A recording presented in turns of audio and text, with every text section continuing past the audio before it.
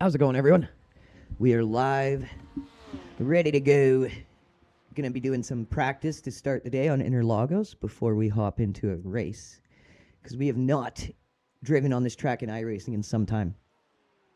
So just gonna take some time to warm up and get ready for the race ahead, so we come in a little more prepared, have a little bit better chance of doing good. I find at a certain level, you kind of have to start doing that. I was able to kind of just fluke it out to like the 1500 range, but in order to get to 2K, I really had to start practicing before the races, making sure I was up to pace, at least to a reasonable pace, before going into the race. And once I've gotten to 2K and beyond, like you really have to be pretty much ready to go at pace. So it looks like it's just a little too low for ride height, which we can correct with a little push up there. And is this for full fuel load? It is. And if I remember correctly, this was a pretty good setup we had here. So we'll give it a shot and see where we're at before we feel like we need to tweak anything. Give us a few clean laps to get our fuel numbers. But if I remember, this was a pretty good setup. My Interlagos pace in Le Mans Ultimate in our Valkyrie setup, I'm running 124s, low 24s for quali. I think I've dipped into the 23s, like high 23s in quali. I think I have the stream up where I did that. I qualified pole and then battled it out with a guy for P1 like the whole race. It was an awesome stream. But yeah, haven't raced here in iRacing in quite some time. So we'll just take our time to get up to pace before we go into our first race of the day. This is a track where you really got to have your flow down, especially for traffic.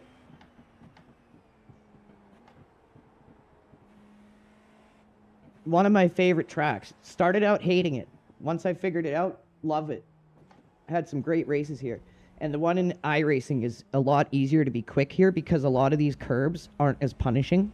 So you can run the car a lot wider through a lot of this infield section and get a better timing through your roll through because of it. So we're just going to get into our flow, heat up the tires here. A lot of your time on this track is found through the infield, through gear flicking. So we'll start demonstrating that.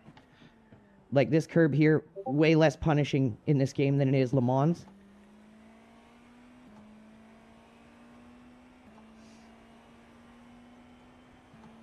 Hope everyone's having a good day. Thank you for coming and checking out the stream-a-roni. Whether you're on X or YouTube, we really appreciate you guys. Okay, that was a little too hot there. Okay, this thing doesn't break so well on cold tires. I forgot that. Hold up. I think we got a little more than wheel damage here, sir. So that, I'm wondering if it's saved on medium brake compound. Let me see here. Yes, we are on medium compound. That's what threw me. I've gotten so used to using high compound on this car. I was like, why am I not stopping? Why am I not stopping? But the thing is with high compound, if you're not used to using it, you can overslow the car a lot, and you'll lose a lot of pace because of it. You really have to have your braking zones down to utilize it. And it's probably one of those things where having good pedals helps. Otherwise, it's probably safer to use medium compound. But Phil, me, Ishi, we all use the same setups. So that's something you can't change in the pit. So all of our drivers who run hypers are pretty much used to the high compound pad. But again, it's something you have to know how to use, or you will end up overslowing yourself and losing time.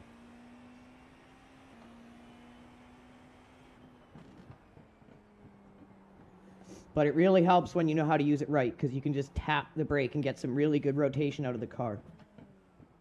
So here's a really good corner where that curb on the inside there that I just hit is completely different than in Le Mans. It's almost flat here. Le Mans, you're going to hit that curb and really feel it.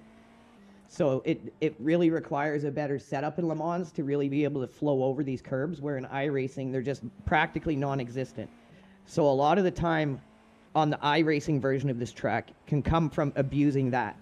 Where in Le Mans, you have to be kind of really clean and smooth on the track to find the time.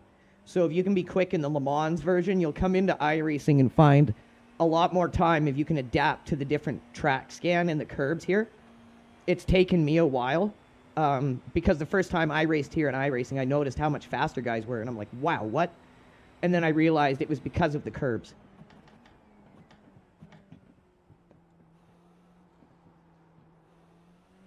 And then this inside curb here is practically flat.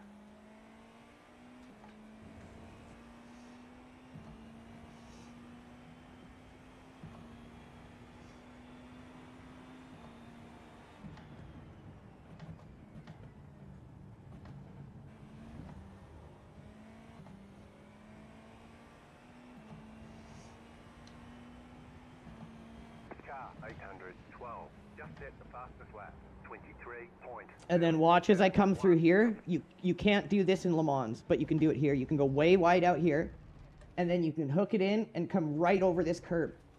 You can't do that in Le Mans. So there's different driving styles on this skin than in Le Mans. You have to be aware of them, because you will find time on this track that otherwise you wouldn't in Le Mans, because you would be very punished for going over those curbs. You'd lose time. And you also have to be aware of it here because guys are going to use those lines, whereas in Le Mans they won't. So that can cause a bit of chaos if you're not ready for it. Here you can go right over that inside curb and basically accelerate right over it. Le Mans, you have to time that properly.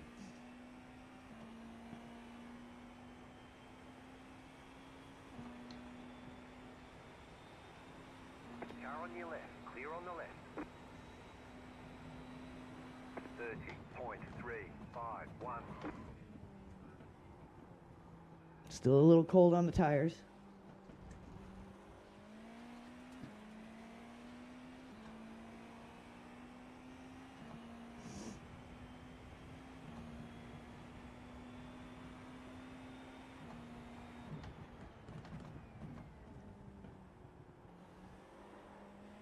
Car 812, just set the fastest lap, 23. That's a good ass lap right there, sir.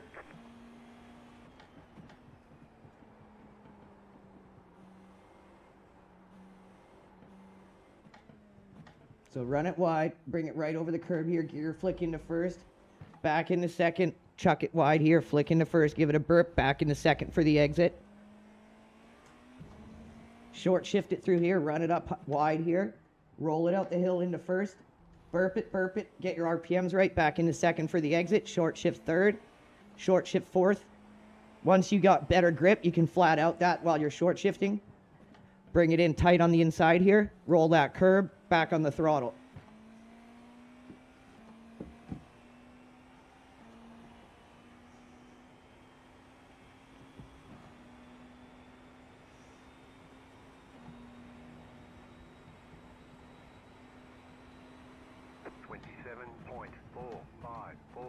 Just set your fastest lap of the session.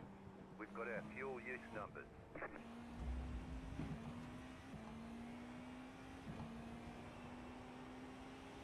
Right side, clear on the right.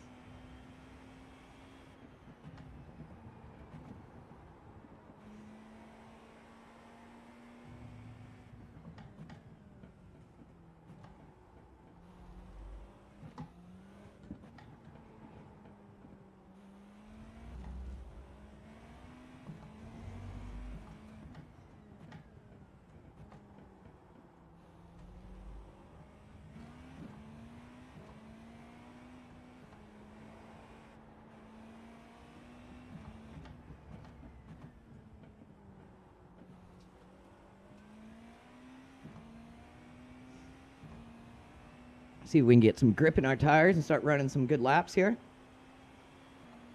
I think I'm on 900 wheel lock on my Moza pit house, so I need to fix that here. 26.157. New fastest lap for you. Yeah, I need to fix my wheel lock because I'm not getting the right rotation here. Hold up.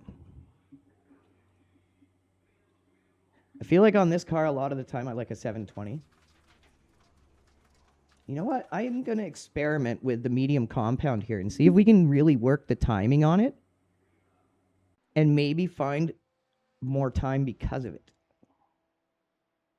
Ooh, the brake bias is really in the rear for this. That's a little too rearward, even for me. In the master cycle, I could bump that back a bit. So what that does is it shifts the brake bias a little more rearward. Let's give that a shot.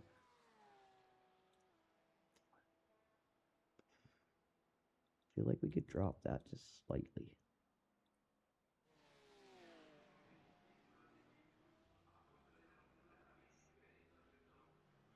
All right, so now we're on proper wheel lock here of 720.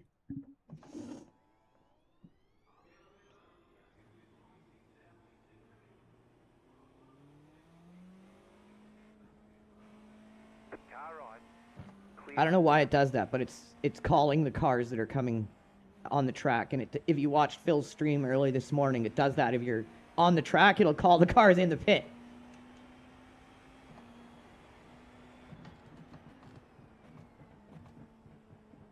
That's better. Even on cold tires, now I can actually turn the car. And that 26.1 put us in second place, and that's slow. Well, not slow, but it's slow for me. That's a pretty good lap. Anything that you're starting to hit under 26 is getting pretty quick here. And then like 23s are going to be like top pace here on this iRacing scan. You can do 23s in Le Mans too, but it's going to be a lot more difficult.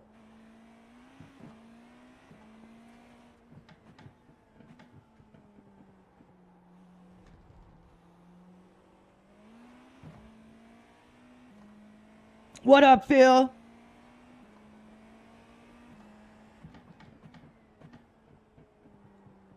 Yeah, I was just going over this track scan, how it's different than the one in Le Mans and how to abuse it. The one in Le Mans is much more difficult to find the time. But if you know the scan here and how it's different, it's much easier. I'll show you here. So we're experimenting with these medium compounds. I'm going to have to back that brake marker up if we're going to make it work. But anyways, this curb is like flat. You can roll over that and abuse it.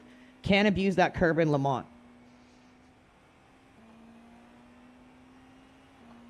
And then we'll walk through all of them here.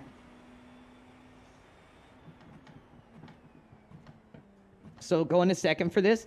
Come out in third.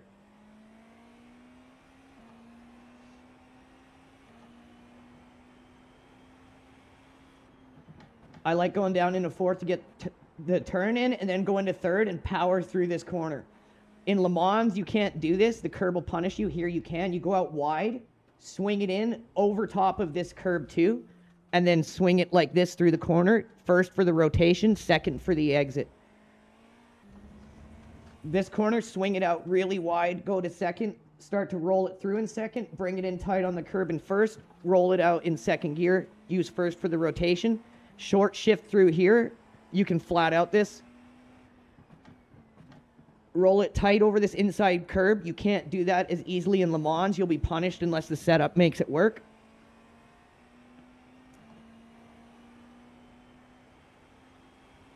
And that's pretty much how to abuse this track scan. Now we'll try to run through that. 32.435. So bring it in tight to here. Get a good exit. Abuse this curb. Short shift this so you can stay flat.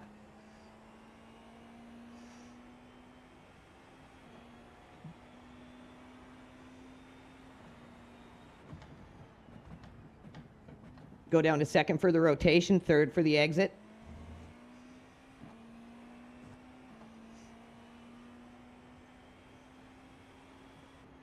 Get it into fourth, throw it in tight, get it into third. As soon as you get the angle, I'm on cold tires, so we're not biting in as much. Bring it in as close as you can, just enough braking to get the corner, get it into first, bring it into second, let it roll in second, pop it into first for the rotation, second for the exit.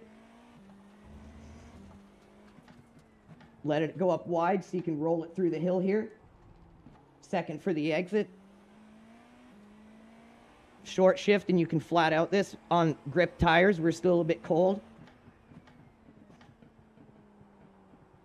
Missed the inside curb there. You get the better line if you hit the inside curb.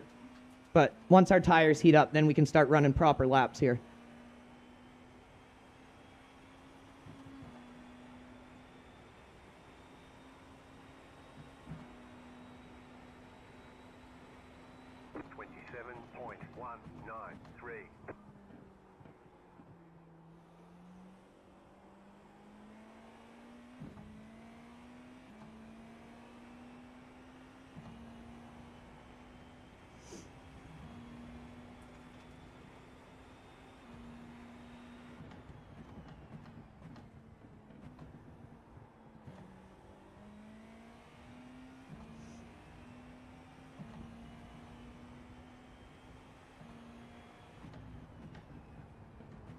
Now we're getting some better bite there. You can really start to crack it through there on third.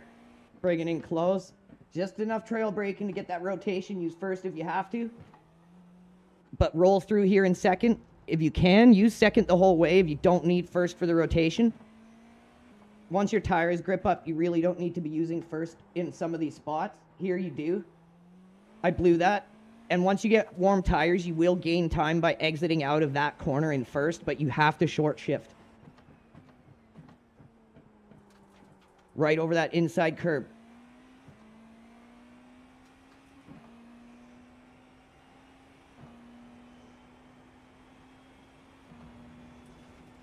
This might resemble a lap.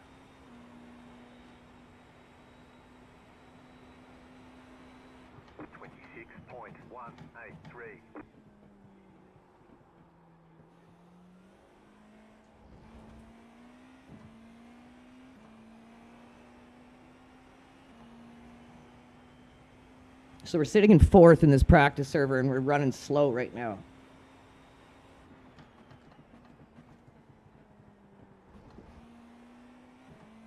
See, once we start gripping up, then you can start using the rotation gear, but short, just to get those RPMs spooled up.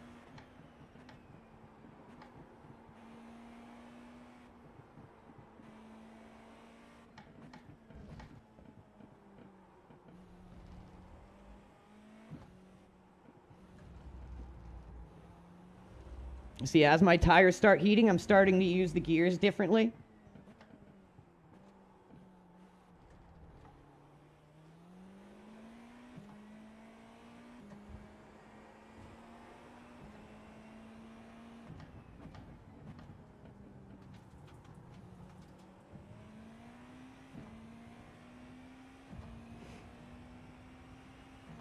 Trigger is chilling in my bedroom watching some Millennium right now, bro. He's high as a kite, just chilling, chewing on his bone, watching some Millennium. Usually about halfway through the stream or towards the end of the stream, when he knows it's time to get ready for a walk, he'll be out here. So that was a little bit better of a lap, but I am going to make a little change to the setup, I think. And not much. I'm thinking we're going to benefit more from the 17 and a little bit more toe here.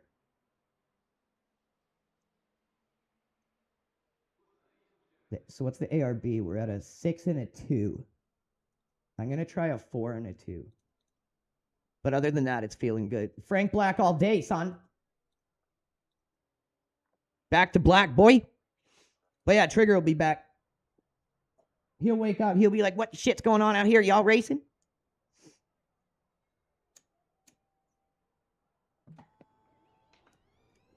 But yeah, Phil, you can see a 25-1 with just slight alteration of what you're already doing. It's just the gears and the approach to the corners that you change, and then boom, you're in the 25s and 24s. And I bet now with the setup change, it'll be even more fucking peachy. So we're going to take our time to make sure we're right up to pace. Because now that we're over 2K, we want to make sure we're climbing and getting up into the highest I was 2167 I rating. So we have to get back to that and beyond. To infinity and beyond, bitches. Oh, I can already tell this 17 is going to work better here. This is a track where it's going to not really help to have a lower wing. You need to be fast through the infield here. The straight's not really big enough to benefit from low aero, especially a 1 degree difference. So up high, roll it through. And that bank is really helping you get that momentum and keep it. Remember, we're on cold tires now, so we're just going to warm them up.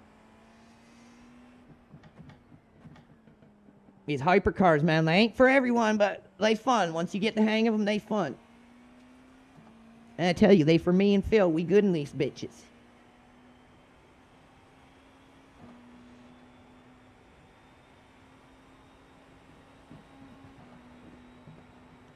Oh, that's awesome, dude.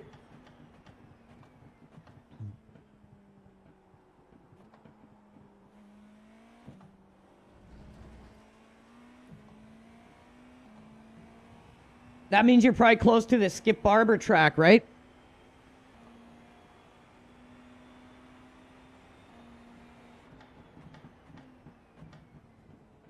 Because I think Phil's close to that track as well.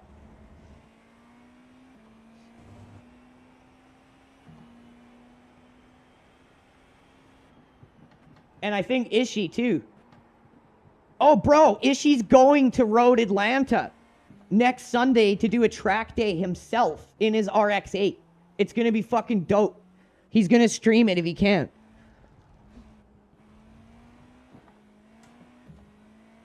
But yeah, we're going to post it up, pin it, repost it, everything, promote him as much as we can, because that's a step in the right direction of us getting a real car on the track one day. And that's our eventual kind of goal, is to get a real race car on the track one day for Team LRG. So Ishii going to do a track day in his RX-8 is a baby step in that direction. And we're going to promote the hell out of it.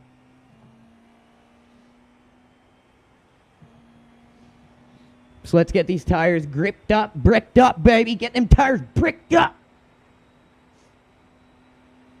27.97.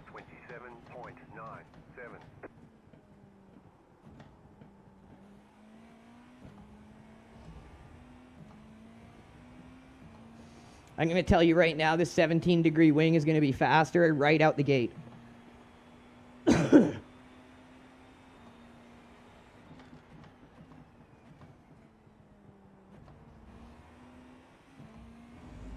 I can already start using second gear for exit there. What's up, JR? How you doing, brother? We out here just warming up right now, getting ready for our IMSA race, getting up to pace, because we haven't raced on this track in iRacing in a while. And it's drastically different racing here in iRacing than in Le Mans, because the curbs are entirely different here. So you need to be able to adapt to that and abuse it if you want to get a good time.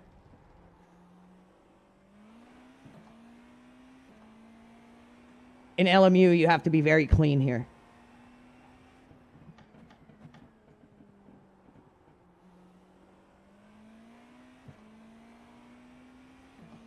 Oh, that's awesome, man. We got a lot of boys down there. We're going to have to do an LRG get-together one of these days, man.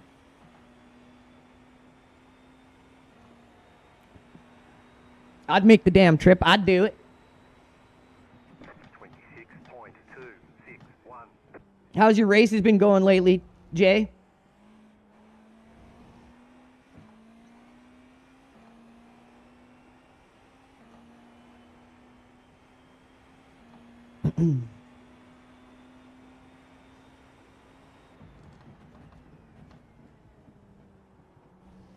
Ooh, look at that. 17-degree wing. We can just rock through there in third. That's going to really pick up our pace, guaranteed. Already get a really good dig in. I think those ARB changes in the wing up to 17 was the way to go, baby.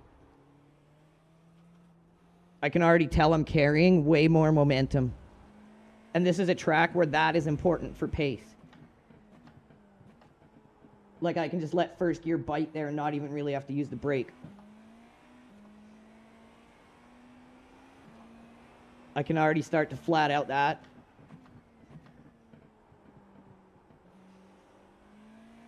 I'm already exiting there at almost 109, which is going to be a low 25.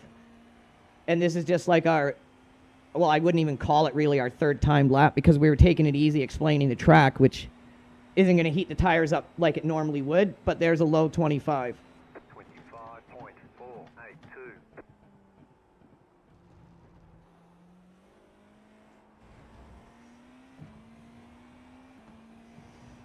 We can probably start getting into the 24s already here. That's awesome, man. When you streaming next?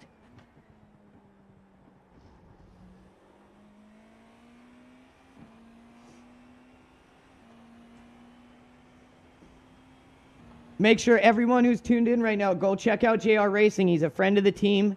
He streams. Check him out. Really cool guy.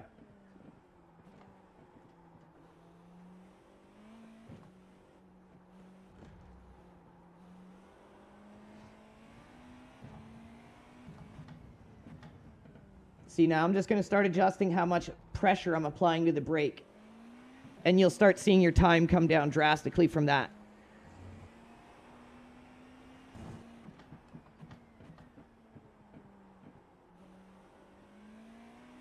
Now we came out of there at a really low 109, so this will probably be a 125 flat or maybe a high 24.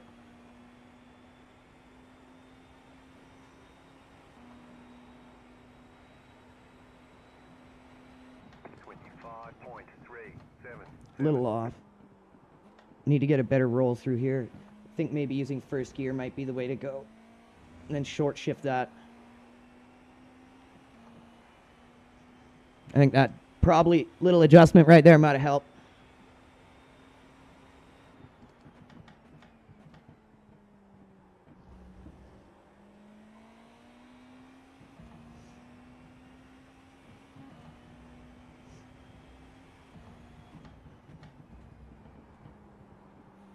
Oh, fuck, I can carry that through in fourth now with the 7-degree wing, and it puts me out there perfectly for this line.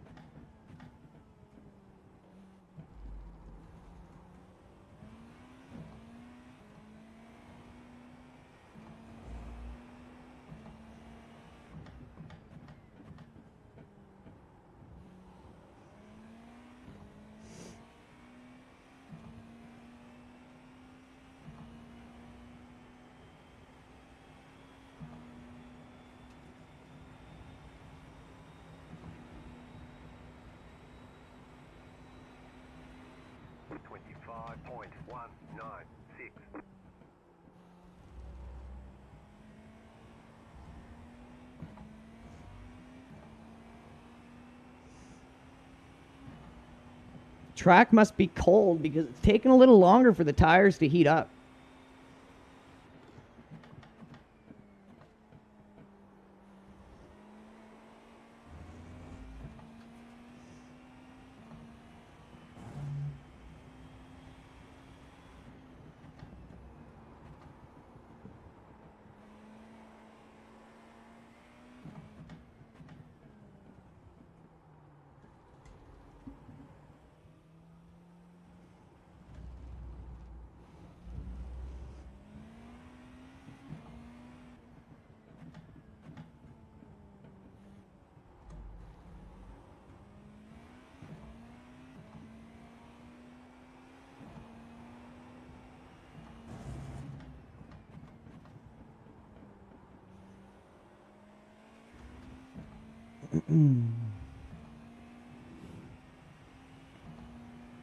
I'm wondering if the official session is probably about to start.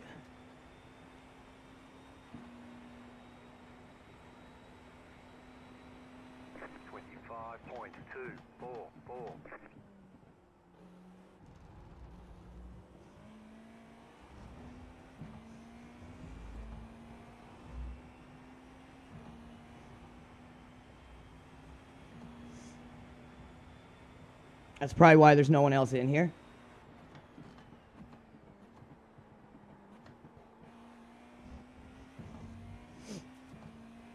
I would like to get fully back up to pace here, though, before doing a race. We don't want to rush it. Since we're almost back to where we were, near 2200, we want to get back there and beyond. So it's about making good decisions, not rushing anything at this level. Slow car ahead. Oh, Jesus. Slow car ahead. Oh, please, dude, don't fuck my lap. What are you doing? Oh, my God, dude. Oh, that's going to fuck my lap.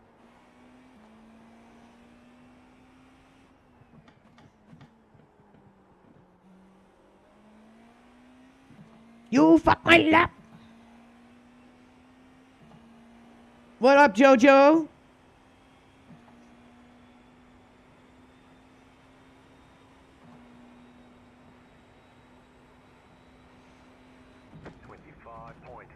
Oh, that definitely would have been in 24 if that guy didn't F our lap up. You fuck my lap.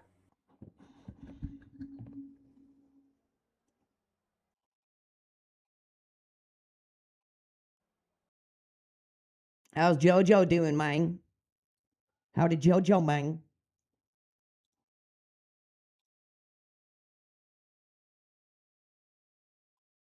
What's good, figure? So, we got some practice servers spooling up.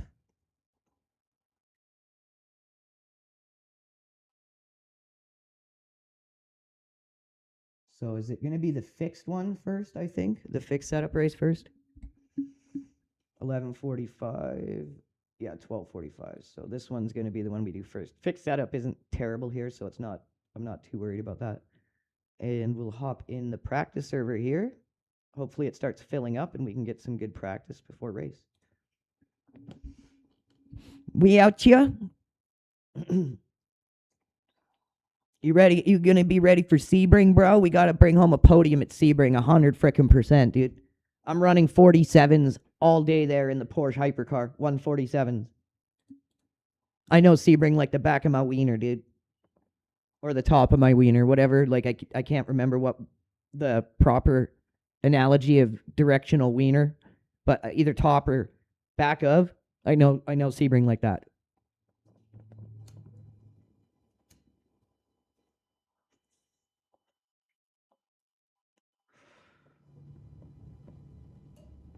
Phil and I are thinking of doing one day in the Hyper and then one day in the Mustang, because last year we did it in the Mustang and we want to do it as the 1 year anniversary, kind of back in the Mustang, see how far we've come kind of deal.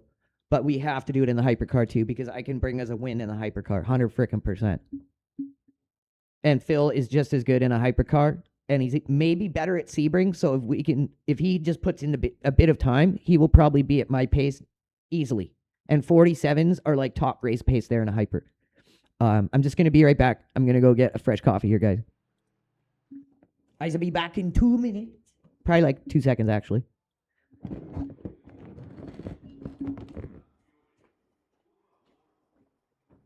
Okay, plus.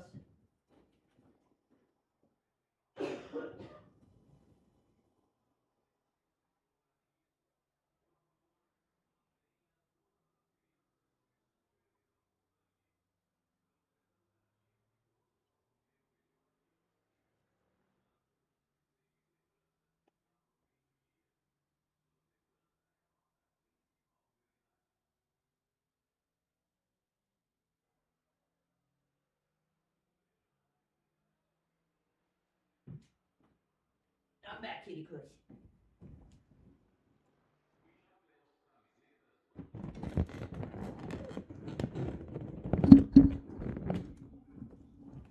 All right, we back. Well, we definitely looking at doing more than one.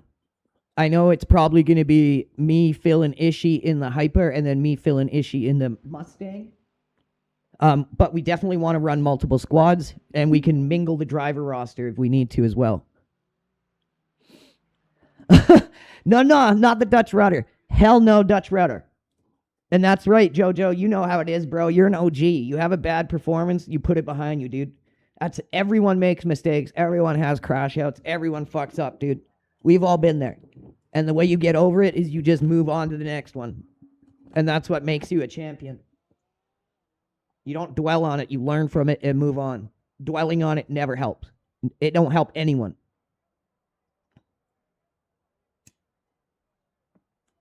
Well, I mean, Jojo, you should say it would have done you fairly well. And then you had to retire the race because you got abandoned in a cardboard box on the side of Sebring. And that's where we found Jojo. And we're like, hey, we'll take this guy. We'll take him. We kind of left his cardboard box on the side, but just took Jojo. And he's been a part of the team ever since. And look at him. Look how far he's come. I'll never forget the sound of his voice coming on fucking all chat, being like, well, guys, looks like I'm going to have to retire the fucking race. My team abandoned me. And we're like, oh, bro, no. Ooh, IndyCar event at Sebring this week. What day is that, Phil? That sounds like freaking juice. I would love to do that. Like not the juice, like actual, like juice is good. Not the juice people, but like juice. Like that is juice. You know what I mean? Don't misconstrue that because of the days we live in, folks.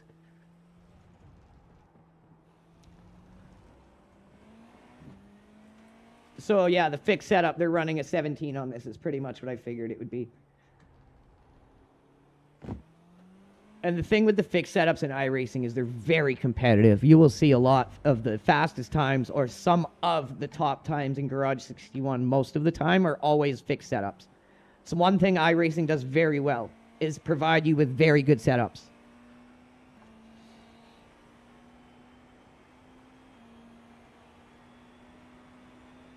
Yeah, pit lane to P10 in your first stint is fucking legendary, dude. From pit start to P10 in your first stint. You cannot beat that. That's about as good as a pit lane start can go.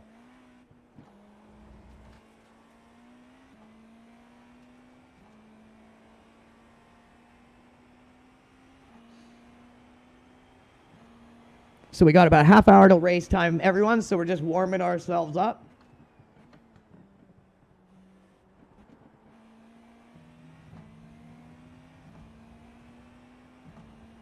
But yeah, Sebring is definitely somewhere we can put a car in a good position in the grid.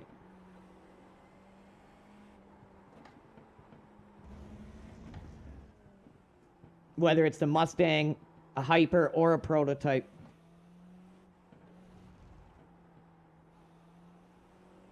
I mean, the last time we raced there was in Le Mans, and it was me and not a bot engineering for me. And we pulled off a P2, almost a P1, because of pit strat and pace. So we know Sebring well.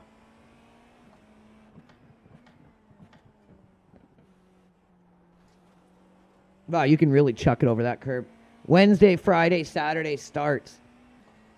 Do we have any other big event this Saturday, Phil? Because that might be a good kind of fun stream, is to put a couple IndyCars in that event. 29.321. I think that's a really good personal evaluation, Jojo. And that shows that you're always going to grow and learn from an event. So good on you for that, brother. That's exactly why I like you being a part of the team, man. You have the exactly right mindset to grow and evolve. And that's leading by example. That's a captain leading by example.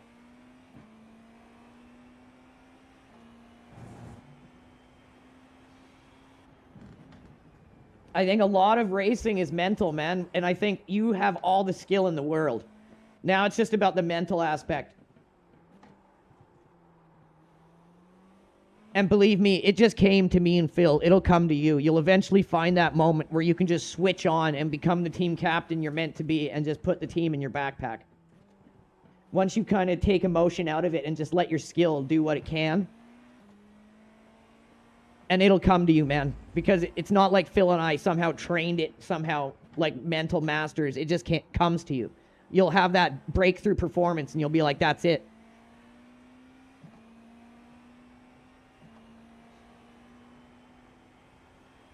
It also helps to have a really good squad around you to help calm you down, to help bring you down, to help get you centered. That's what everyone else on the team should have been doing while you were on track. They should have been trying to help you get focused.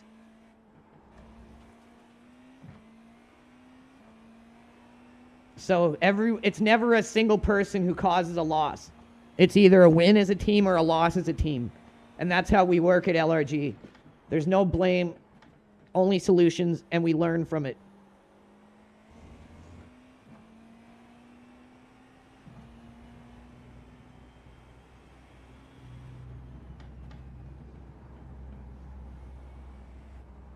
I'm liking fourth up there, but I'm not sure if it's as fast as third. I feel like I can dig in way better in third through there, but we'll see.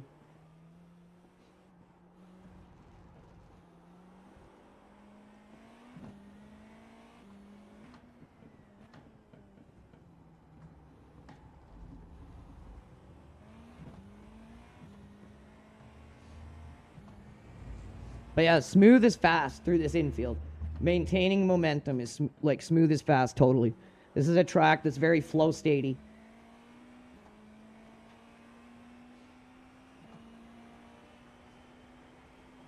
Oh shit, me and Ishii have Silverstone on Saturday at 1 o'clock. 6 hours of Silverstone in the LMP3. Other than that, I'm free all week. 4-1. You've got the fastest lap. Oh my god, and I'm just cruising. That's terrifying.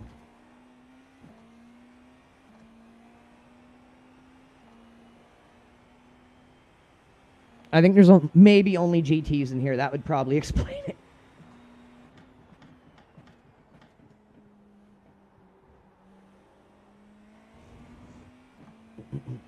Tim Florian Rofenfelder is in here. Wow, he's one of the Rockefellers, but he's a Rofenfeller.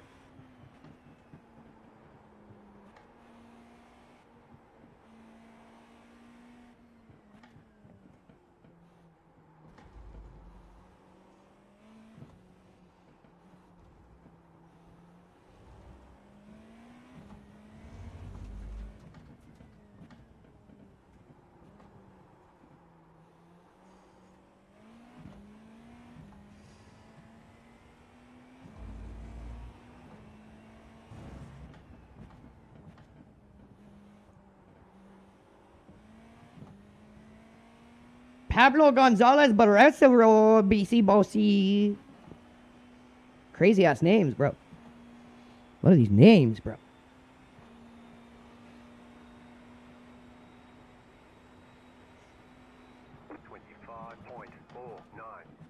You just set the fastest lap.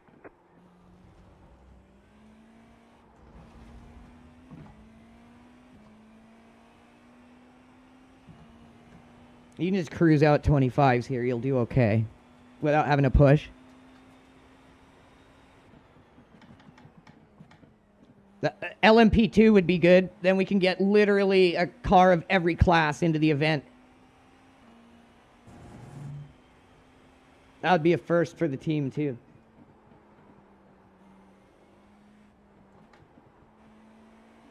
What if we do that? Fourth for the first bit and third for the last little bit of it. Let's see if that helps. Swing out a little wider there, and we can stay on the throttle way better through that section. This is all it takes to become an alien. Alien is not a skill set. It's a way of thinking and approaching the track. If you're always going to be analytical in the way you approach a track and think about, well, what if I change this? What if I do this differently? What if I apply a brake here instead of here? What if I only use this bit of pressure instead of more pressure? Do I need to be using that much pressure? Like, that's how you need to approach racing and driving, and you will always get faster. This isn't something I came up with. I saw a stream of the guy who did the physics for Settle Corsa Competizione, and that's what he was answering a question as. Someone asked what he thought the definition of an alien meant. And I agree 100% with that statement.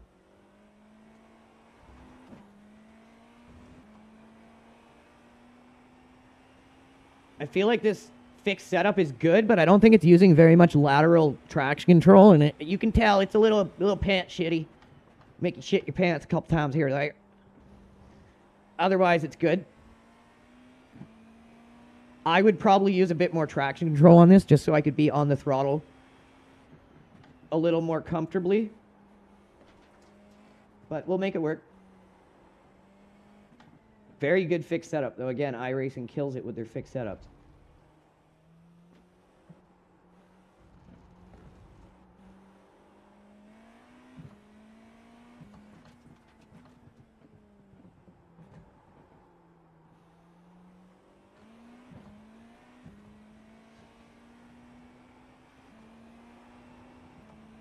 Yeah, you can tell right there. Doesn't have much slip in the TC. Definitely make you shit your britches if you don't know and you're not ready for it. On tracks like this, I just like to use as much TC as I need to be just on the throttle right away and be comfortable with it. And I find more pace that way. I feel like lower traction control isn't necessarily meaning that you're going to be faster. It means you need more control over the car. And I think that's why they do it in these fixed setups, is to make it so there has to be some skill to driving these cars, and whoever can manage that lower TC will benefit from it.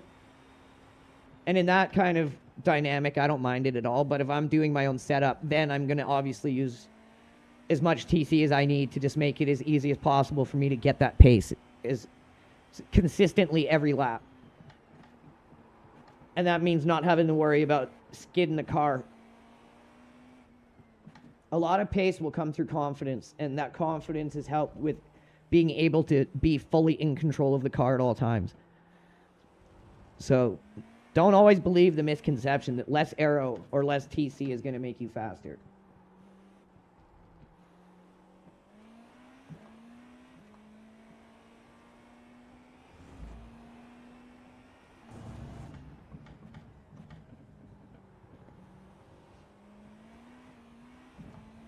See there, for instance, if I could just peel the throttle out right there, we'd have way better exit. But I got to be a little more ginger on it than I'd want to be.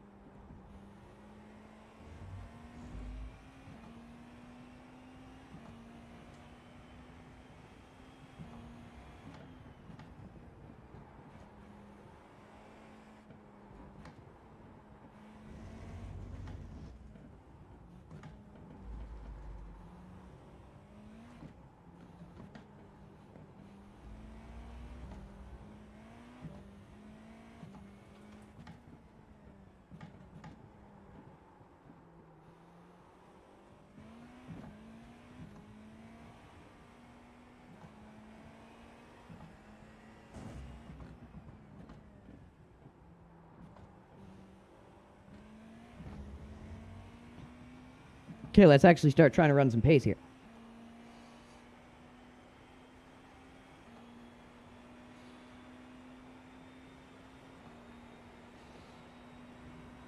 Yeah, I guess Phil and I do have a very endurance-y way of approaching practice, but I definitely find it aids with our consistency and our ability to maintain peak performance over an extended period.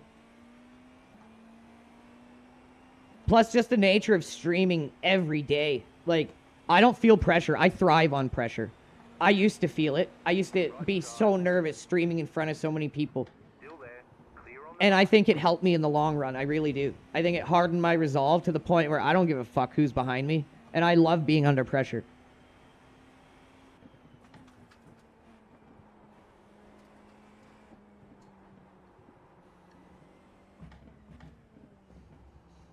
But yeah, I think there's a lot to benefit from long extended practice sessions, 100%.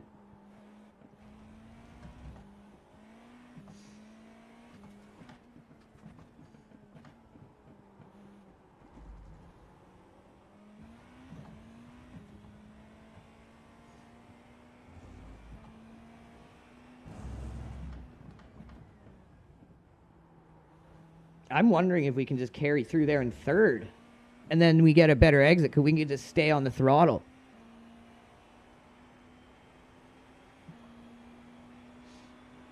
Yeah, exactly. And we're at the point where now Phil and I, as the team captains, are starting to monetarily benefit from it.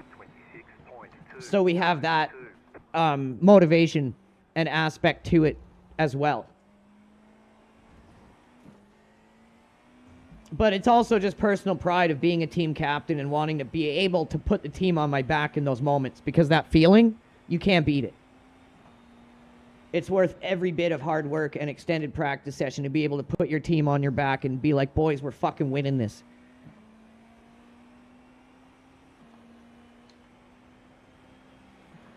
Left side.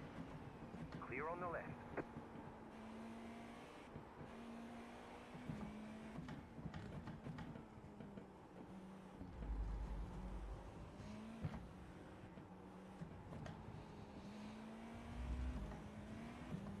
I find Ishii has that in him. He has that, like, it factor to him as well, and he's developing it rapidly for a new driver. Like, for his first performance on Bathurst, that was fucking amazing.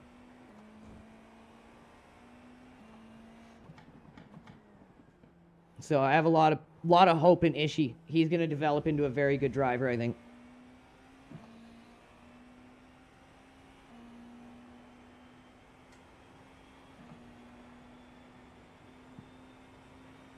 Oh, the chase is the best, dude.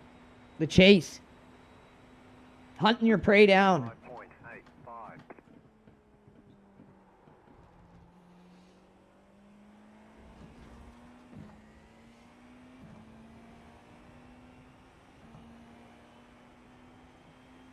Not as quick as I could be in this fixed setup because of the TC, but that's okay.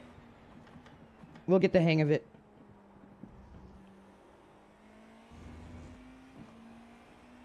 I'm thinking I just need to ride out third on the corners. And then we won't have to worry about that wheel spin so much. And might get a better exit because of it.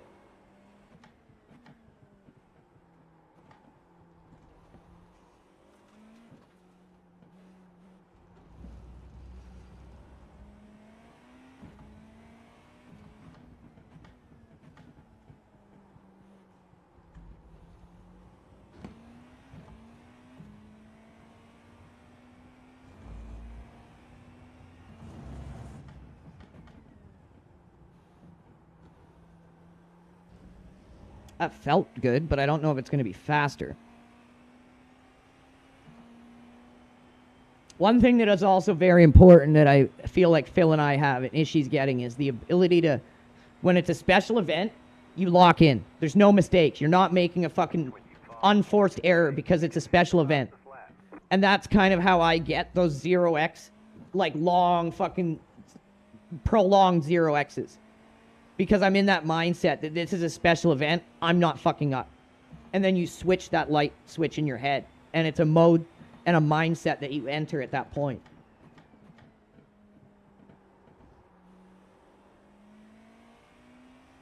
And that's why I think the phase that a lot of our drivers are at, it's not skill. The next step up is mindset. All of our drivers have a ton of talent. It's just about the mindset and finding that next level of performance mentally to be able to just lock in and be mistake-free. Everyone's going to make mistakes, but it's how much does your mistake cost you? Does it cost you laps or does it cost you tenths?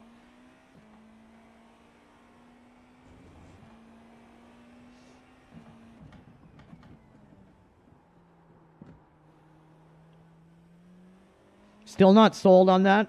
Rolling through there in third.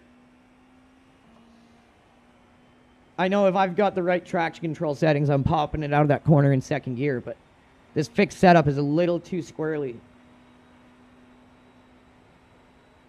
26.29. Okay, let's use this as a warm-up lap, and then we're going to go hard push on the next lap and see what we can get out of this thing.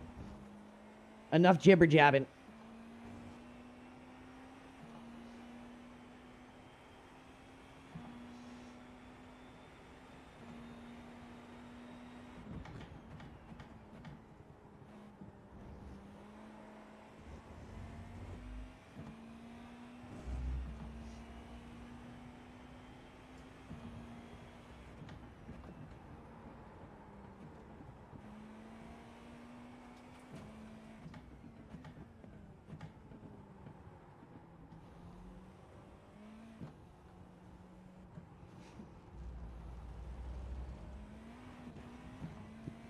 Damn traction control, man.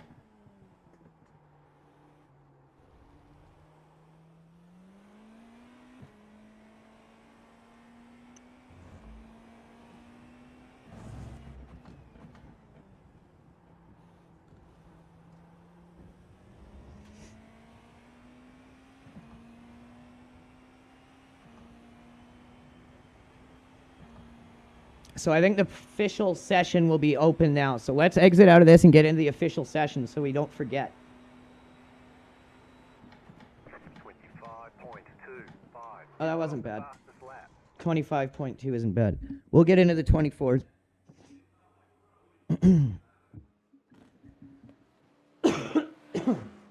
Vroom. Vroom. Scoom.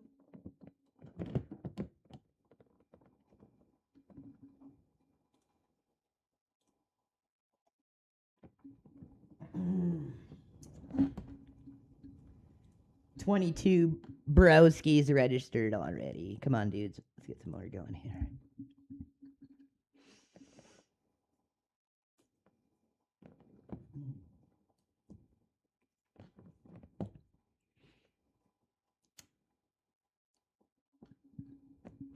I'll never forget the first times I've driven this track. I freaking hated it, man. I'm like, how am I supposed to work around the traffic here? I'm like so confused what I'm supposed to do. Like, I'll never forget the earlier moments of doing mixed class. Like, I've been there. I know what it's like. But looking back on it, I could have definitely benefited from some kind of system in iRacing or in Le Mans that kind of teaches you what you need to do in mixed class. And I think a lot of people out there are like that, for sure.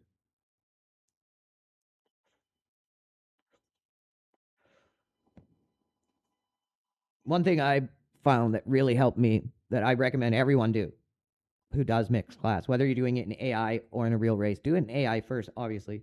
Drive every single car that's in the mixed class races you're doing. And then you're going to understand the dynamic a lot more.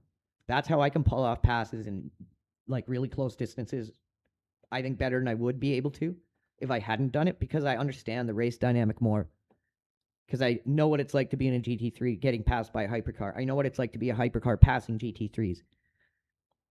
So I really think that helps in any mixed class scenario. That's just an example. But whether it's production car challenge, ELMS, anything, I think it really helps.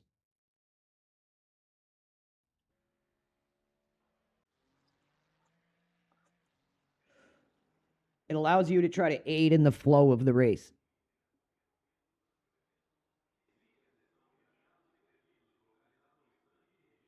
Oh my God, are you serious, dude? That's crazy. The same pace at Sebring as a frickin' GTP. Okay, so now I know what type of target times to look for.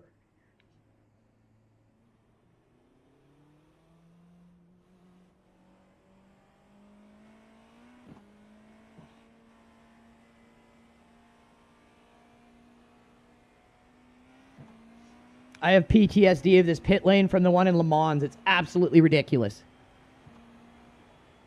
People will literally meatball themselves coming out of the pit lane in Le Mans because of how the cold tires are in hypercars right now in that game.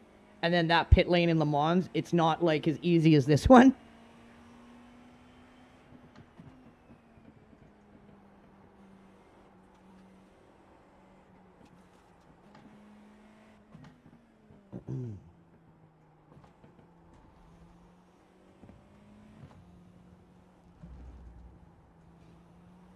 So good news, you guys. We've got a really easy code to use right now for sim motion.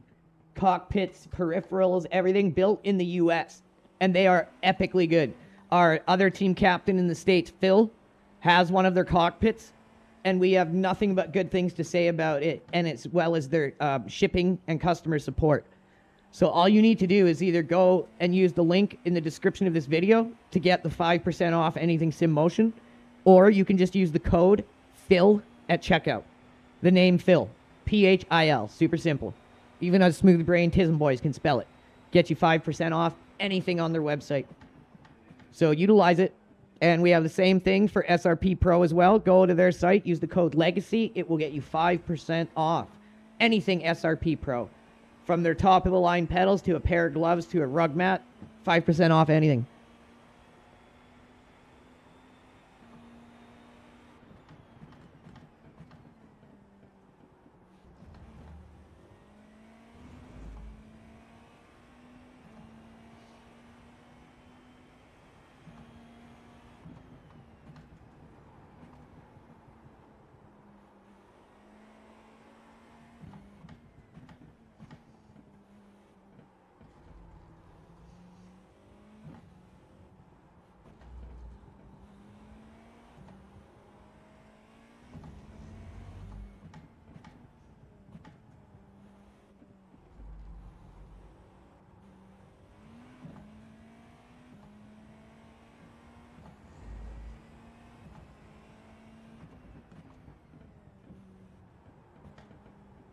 Cold tires.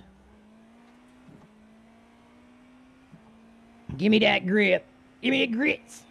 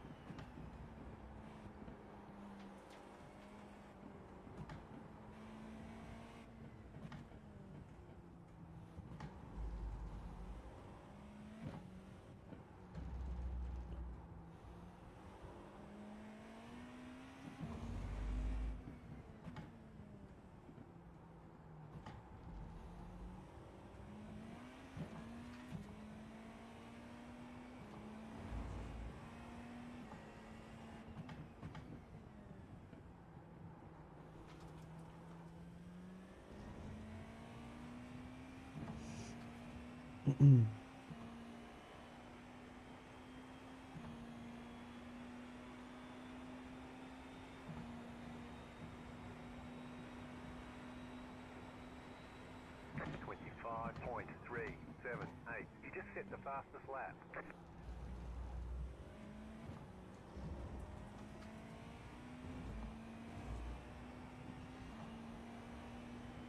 That was our second timed lap. So once these tires grip up, we can definitely start hitting 24s here, even with this fixed setup.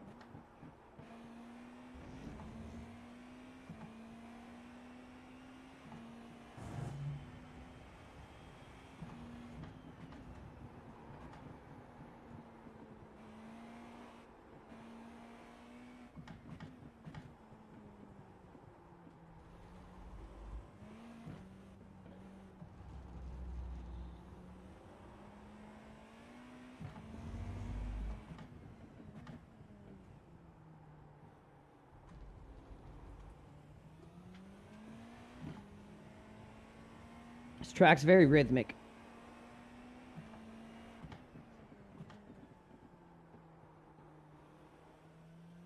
I'm wondering if we rolled through, but gear down for the exit, maybe. I don't know. I know, like I said, if I had the TC settings I like, I would be coming out of there in second.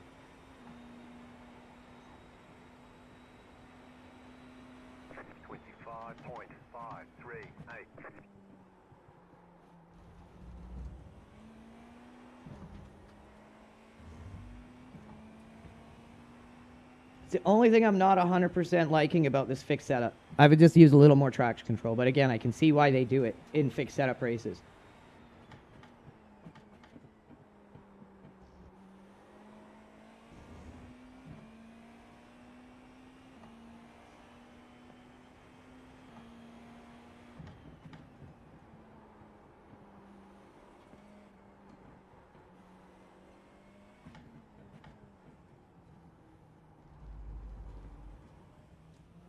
Should have grip now to be able to do all of this in second.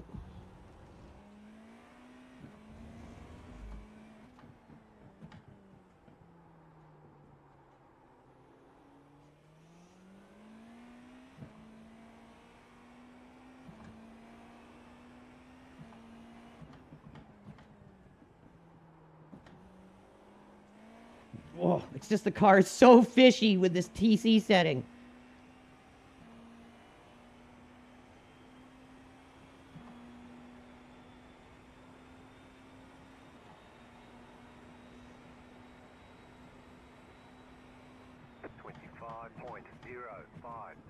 You've got the fastest lap. Now we're starting to get some grip. We can start running some decent lap times here.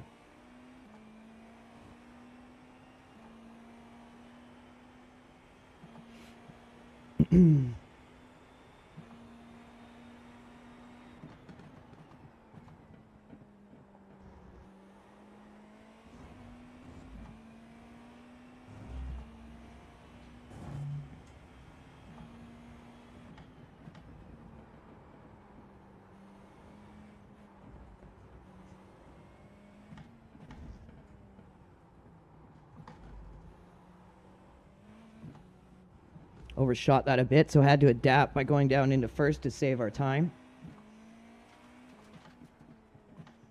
Always be willing to adapt on the fly.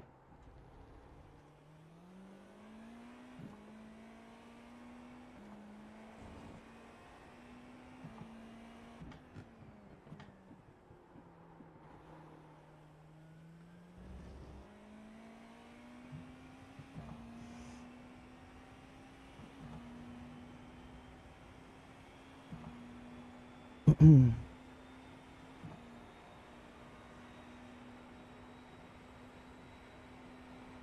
25.286.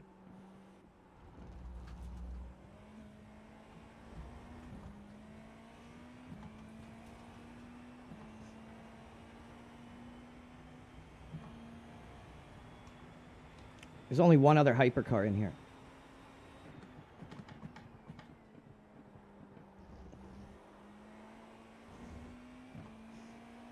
Hopefully that's just this practice server. I knew that was why. There's no way I should be in first with not even a sub 25 lap.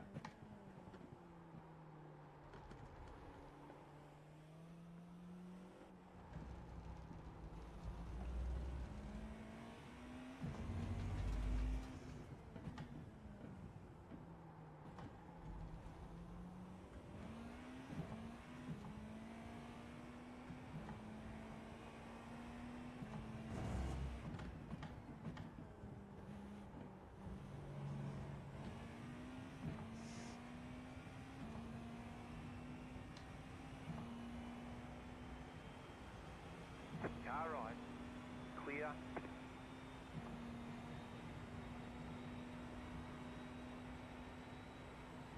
.859. Now we're getting some grip.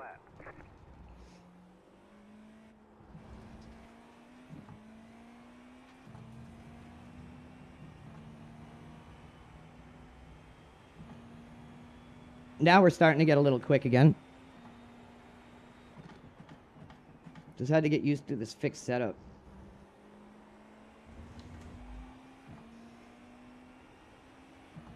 Left side.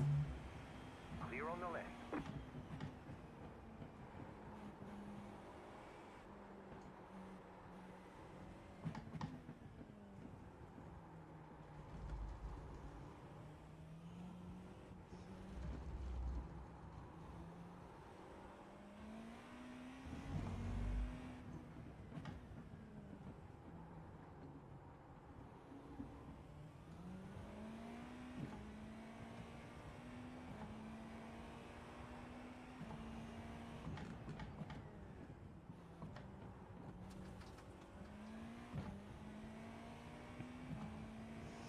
See what we can do for a traffic lap here.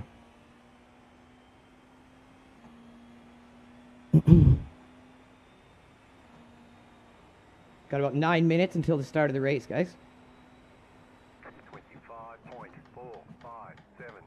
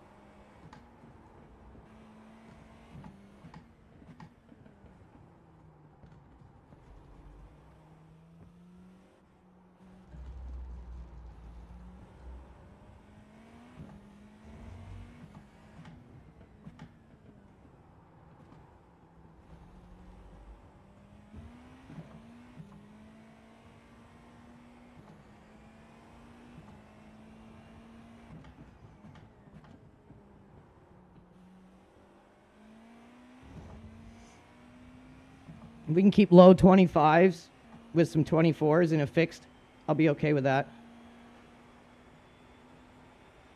First race of the day. First iRacing stream of the week after Bathurst. 25.154. Just looking to get back into flow of the hypercar.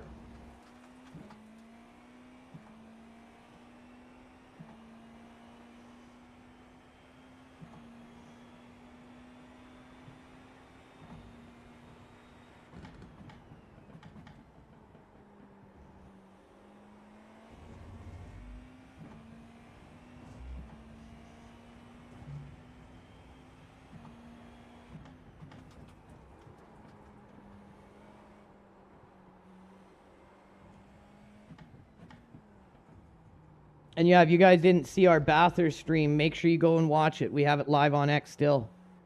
You can watch the entire replay. Ah, finally, there's a good driver in here.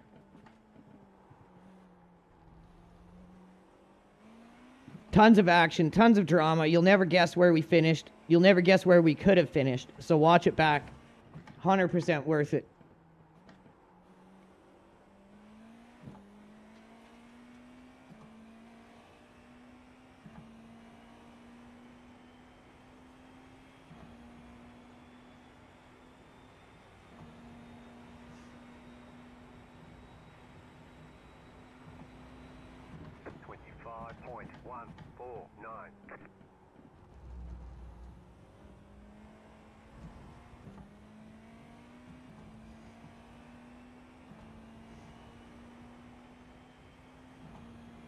Whoa, kitty pussies, where you go?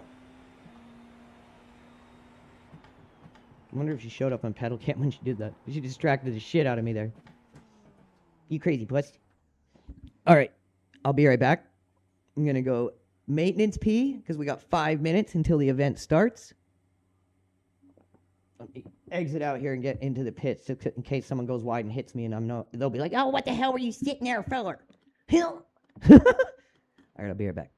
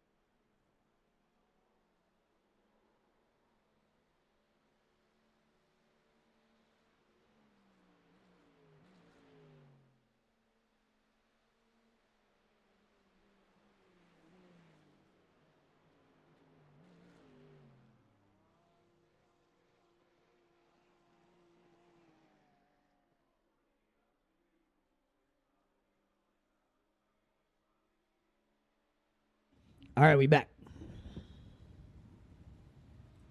We back.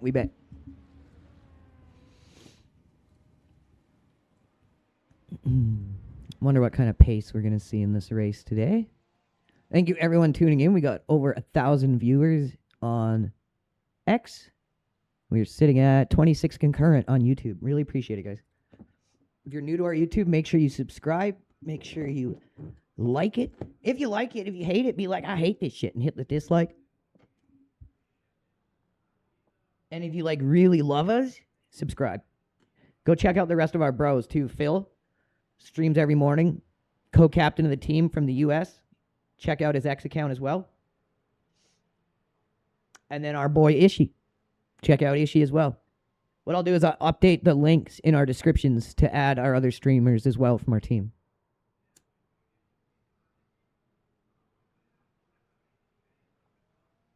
We do things a bit differently here. We're trying to create a team where the majority of our guys stream, and that way you guys can get invested in not just the team or one driver of the team, but everyone. You can check out everyone. You can watch all of us improve, make mistakes, crash out on cam, have fun, wreck out like JoJo, and then crash out. But yeah, you guys get to see it all. A lot of teams don't show you that from start to finish, or they curate what you see. You get to see it all with us. And hopefully along that way, you guys learn a little something about how to start a team. We're figuring it out as we go, but I'd like to think we've had some success. We're a year in, and we're definitely starting to put it together a bit more now. But yeah, it's all just about having fun and sharing that experience with you guys and getting as many guys on our team broadcasting. So when we race, you can check out every POV of the drivers that are in that race.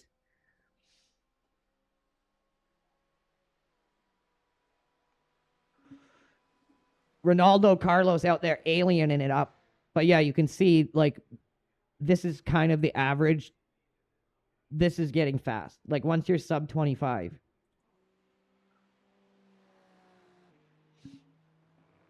And then Alien is like 23s. I've seen a 22.9 here once in quali. But I don't think you'll be able to do that in the Le Mans scan as easily as this one because of the curb abuse that I've shown.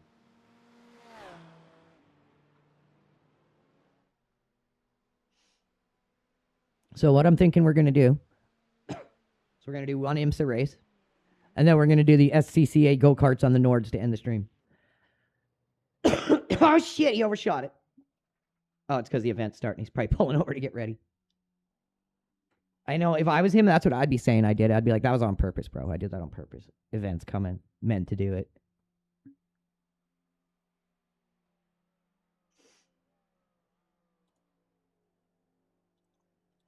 Ronaldo. Is that him in the caddy? No. All right. Vent's starting up, guys.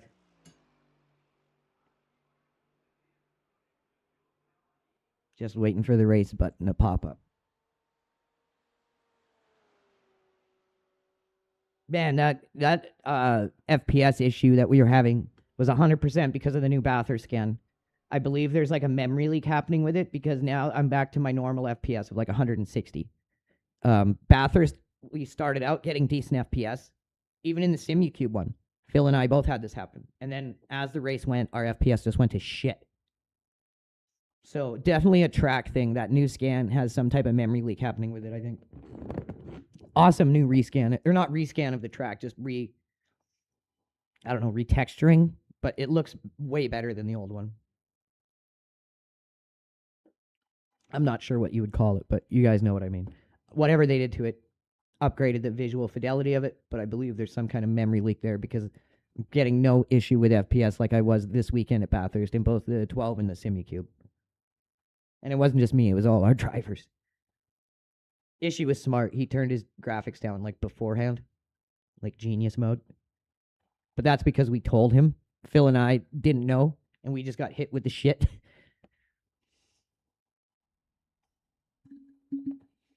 Alrighty. What kind of grid we got here? Good amount of GTP. Oh, this is full IMSA. We got LMP and GTP. So this is going to be triple mixed class here. So there's going to be probably about 12 of each, I would assume. No, there's a little more of the LMP2s. Oh, man. You guys are in for a treat. I don't know if this is going to be a treat to my I rating or safety rating, but triple mixed class here is no joke, you guys. I don't think they actually run IMSA here, so this is not a kind of like a combo that this track would see in real life. They might run ELMS here. I'm not sure, and that's triple mixed class.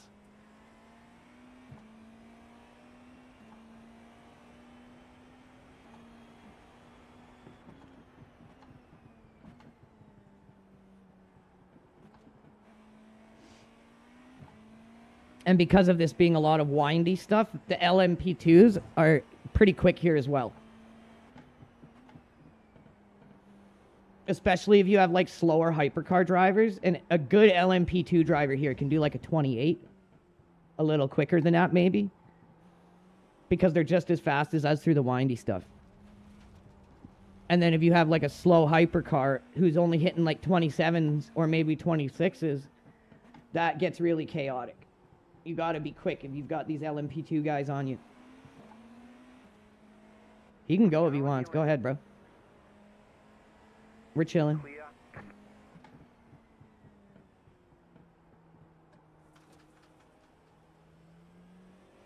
Just trying to get in our rhythm before quali, dude.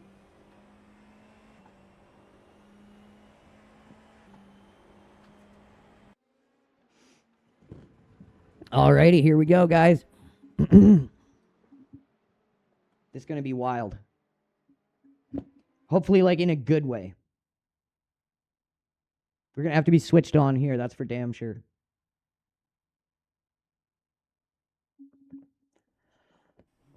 All right, time to quali.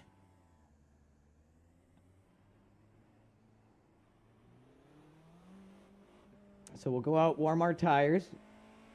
We'll use our first lap as a banker, and then we'll push hard for our second.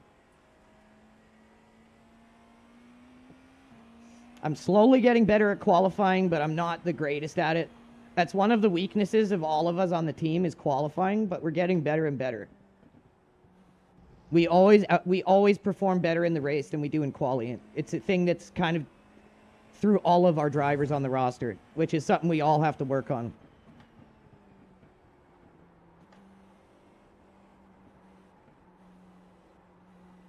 That's a really, really top level talent that is, I think, that next level up, is being able to run pace right out the gate. Like me, I know Phil's fairly similar. We need a couple laps, couple 3-4 laps to ramp up. A lot of guys can just pace right away, and that's where one of my weaknesses is right now, is qualifying and that. And I feel like the reason I can't do it right away in the race kind of affects why I can't qualify well, because you only have those 2 laps in this game. In Le Mans, with a proper qualifying session, I can do all right.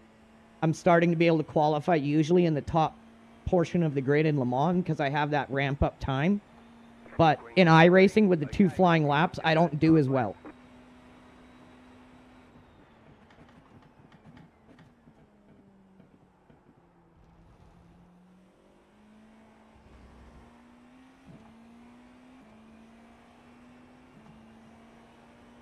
And the guys who have mastered that are really good right out the gate of the race.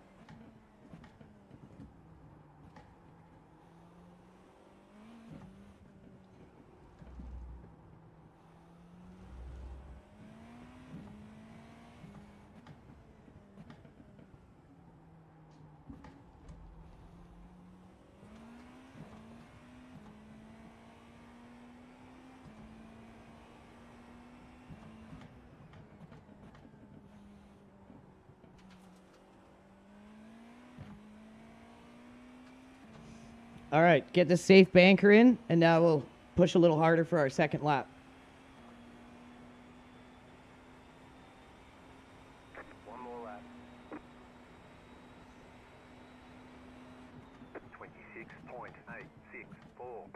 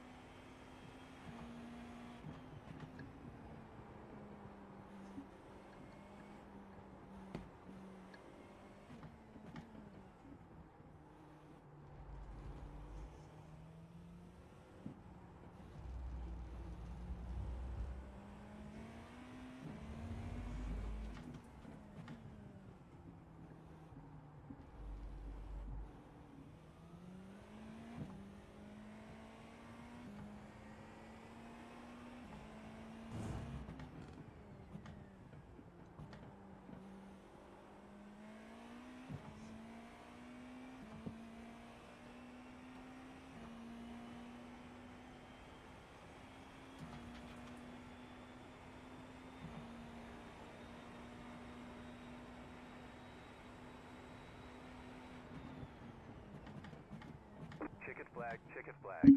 Mid 25, not my best, but I'll take it. Definitely going to probably drop down from that. All right, let me go do my maintenance P before we race here. I will be right back.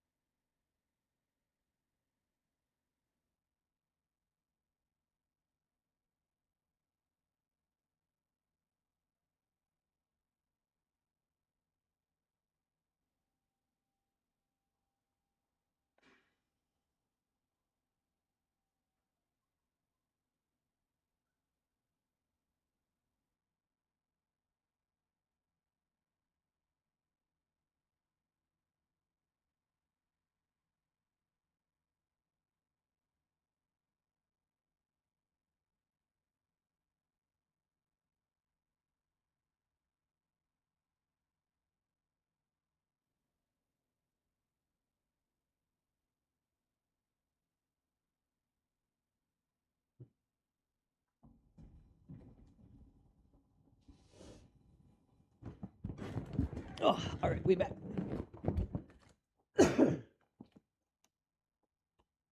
Definitely going to drop down because that wasn't my best qualifier. But again, not going to be too concerned about it. Would have liked to hit a low 25 or a 24. But it is what it is. We roll with the punches, and that's a part of racing.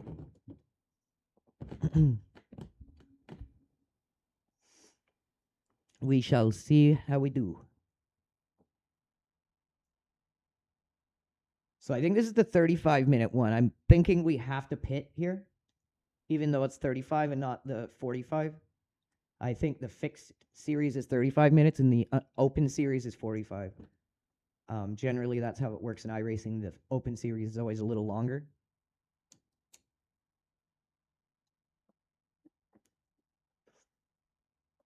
So we're going to be doing this race, and then we're going to be doing the go-karts on the Nords, the SCCA little Ford go-kart thingy-me-jig. It's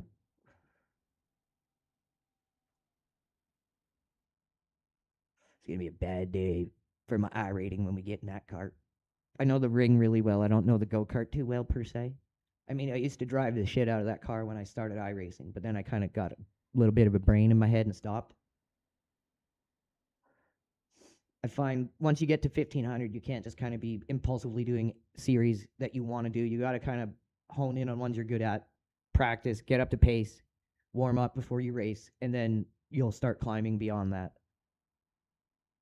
At least that's the way it was for me, especially now that I've gotten to the 2K range and trying to get beyond it. My cap was 2167 for iRating. That was the highest I got. Now I'm at like 2070 or something. But the next goal is to break beyond that. So where did we level out here? 7th. Not terrible. Not terrible. But a lot of guys didn't qualify, so take it for what it is. 1 to go. Next time by.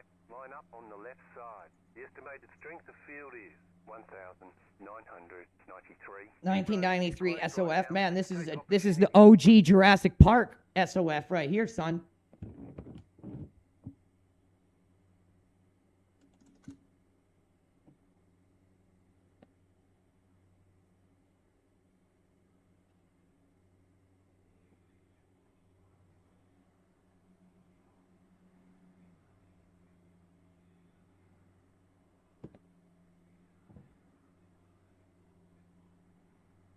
Let's hope these boys race like it's OG Jurassic Park split.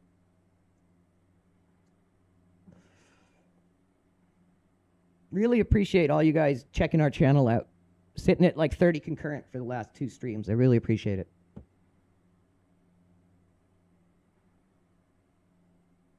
We kind of new kids in town on YouTube, but you know, we making it on X, you know. Left to grid.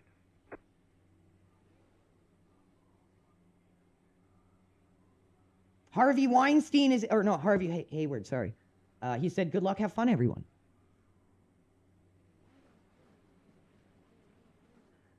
Let's hope it's not Harvey Weinstein in disguise. Still waiting on 2 cars to grid. I bet they're Waiting going on the final Oh, no. car to I was grid. going to say they're probably going to start from the pit. Man, this is going to be rough with triple mixed class, both being fairly sizable grids. I think it's about 14 LMP2s and then 12 of us.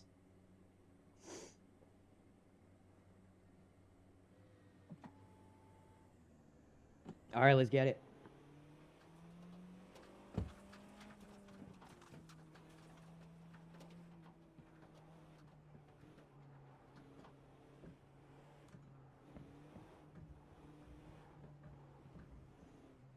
Had some good time there to warm up the tires. That guy behind me just didn't start coming for the longest time.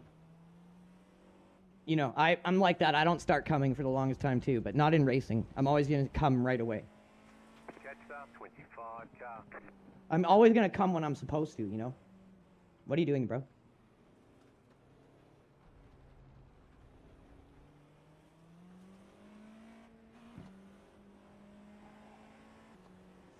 Catch up, 25 car. Oh! Oh, that was going to happen. I saw that coming a mile ago. Whoa, Jesus, fuck. Let me get in my lane, dude. Y'all crazy mothers.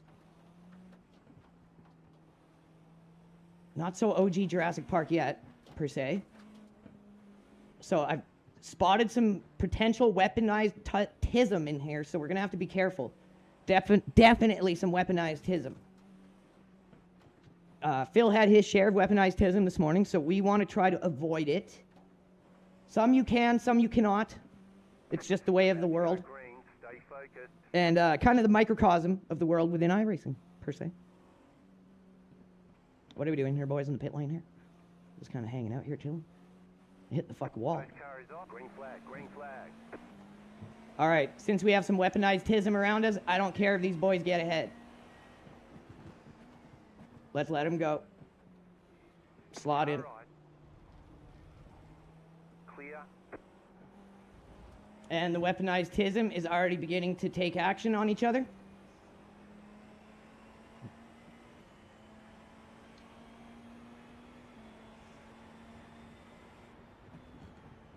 See, while you let everything kind of work itself out, you fuel save as well. Just make sure you're not getting too far away, but leave enough of a gap that you can react when shit goes down. When shit goes down, you better be ready. When shit goes down.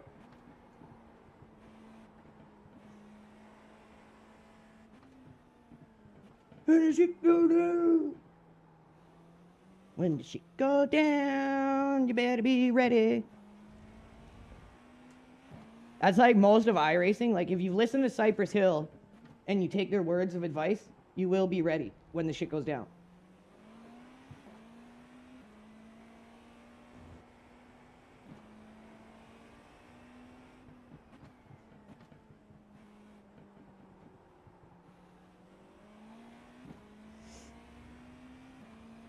Okay, decent cold tire lap. Just survive. Fueling up now should get us to the finish. What up, Jack? How it doing, buddy? Thank you for that well wishes, my friend. 35.566. When the tism go down, you better be ready. When the tism go down. Oh, this guy shat the bed on that exit, dude. Right side. Still there. Clear on the right.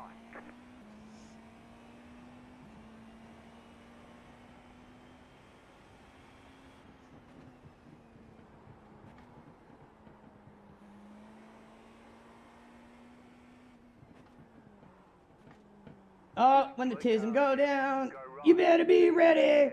When the tism go down. See? Foresight. Kind of like foreskin, but not really.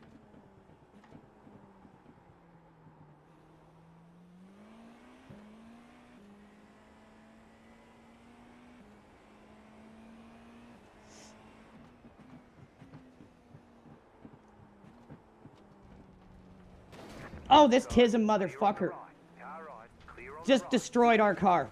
You've got wheel down. Absolutely totaled us. Wheels is out of alignment. You'll have less grip out there. Are you fucking kidding me, dude? If the car has too much damage, we've got to fix it. Are you fucking kidding me? Blows the corner, almost rear ends us, and then does that. What a piece of fucking garbage, man. I knew that guy was a problem. Called it the whole fucking time. And then he does that. Pitboxing, 5, 3, 2, 1. Right here. Like, how dumb are these people, man? That's the whole race just ruined. Right there.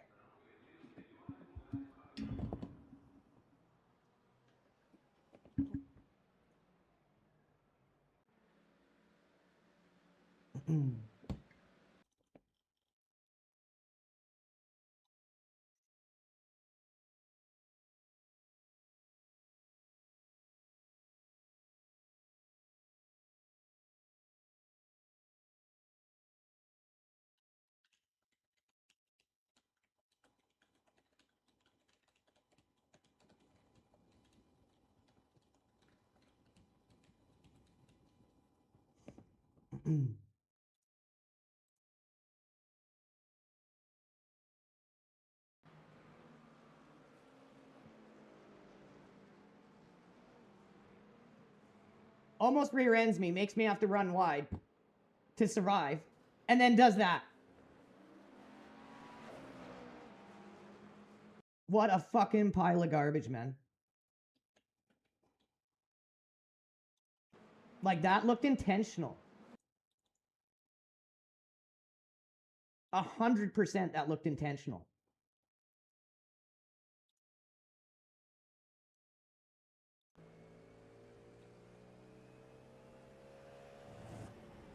So he almost hits me there.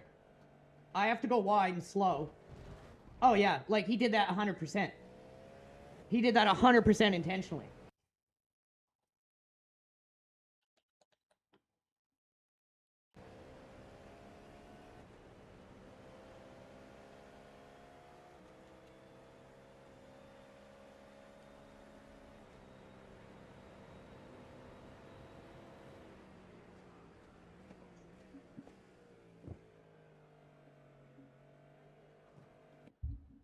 So we'll be out in 4 minutes. Will leave us about 25 minutes, so we won't have to pit. We're going to have to use that to our advantage some way or another. But yeah, that was 100% intentional.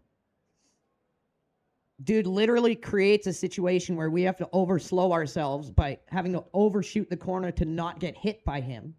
And then he intentionally rear ends us because we're the problem. Those are the people that just need to get the fuck out of sim racing, bro. It's a problem when people feel like they can behave like that without repercussion in sim racing or in iRacing. In any game, you should not be able to feel like you can do that and get away with it, right? It's just not okay. I'm never going to do that to someone. If I overshoot like that, I'm going to blame myself. Why would I blame the car ahead? If I'm going to overshoot and maybe hit the car ahead, I'm going to take myself out because it's not his fault. But not a lot of people have that mentality in this. And that's the problem. Those are the individuals that are just out to get enjoyment at everyone else's expense. It doesn't matter.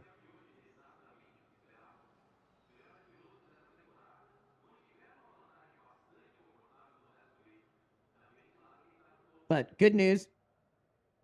Oh, Britt, he can't drive. Yeah, I know. Guy's slow. He couldn't even qualify well. I think he was like a 29 in quali. You were faster than him. The only reason he was close to us is because we had to get through that wreck.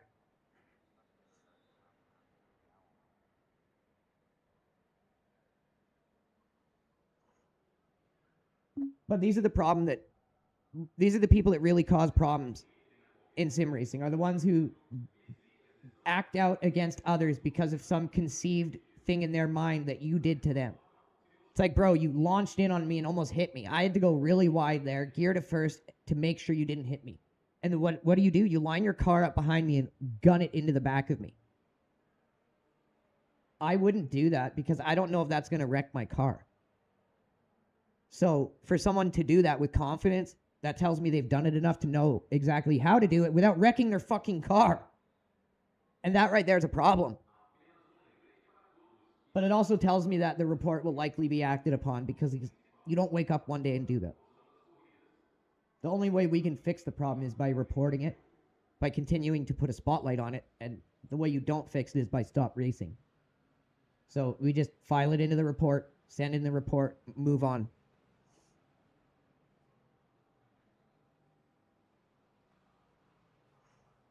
It's not the loss of I rating that makes me mad. What makes me mad is the people that do it don't get punished enough to make them stop doing it. Or they don't just simply get removed. I think that's what is the more frustrating part about it.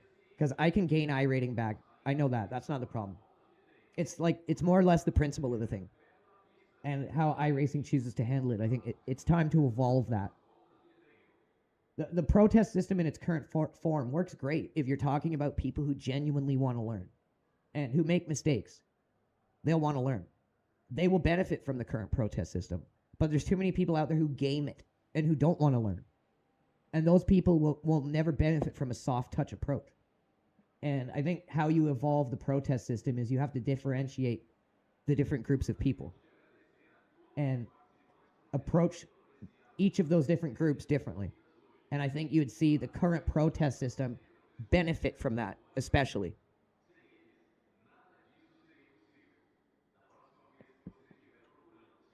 But yeah, that was 100% intentional. I was wondering how he did it, but yeah, it was intentional. You can tell he blamed us for him almost hitting us.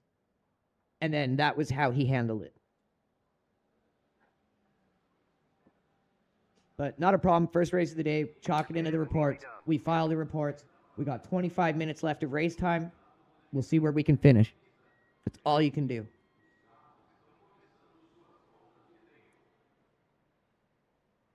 It still makes me mad. I get just as mad as I used to, but I don't let it affect me as much. Now it's just about how can I handle it to help improve iRacing, and that's by not raging at support and working with support. And I have a much better rapport with them now because of that. And that's how you address the problem.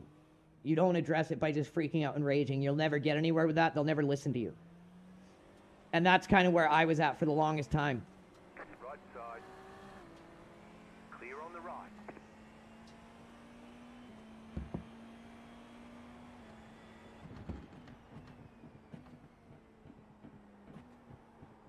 We got to get our tires back up to temp now and settle in for the next 24 minutes and see where we can finish.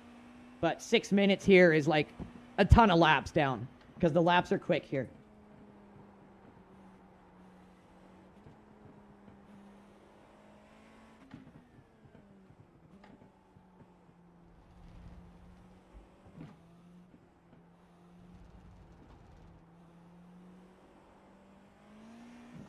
Oh, look who's behind us, the retard who intentionally wrecked us.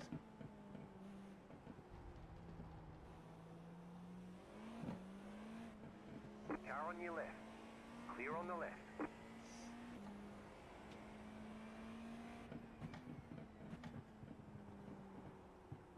Oh, he can't drive. What a surprise. He's sitting in P5 right where we should be. And I'm almost positive I've noticed that name and reported it before. Trigger spotting. What did I tell you, bro? What did I tell you? As soon as he hears racing and he's like, oh, some shit's gone down, bro. He's going to be taking me for a walk soon. Trigger's like, I'm out here, bro. I'm out.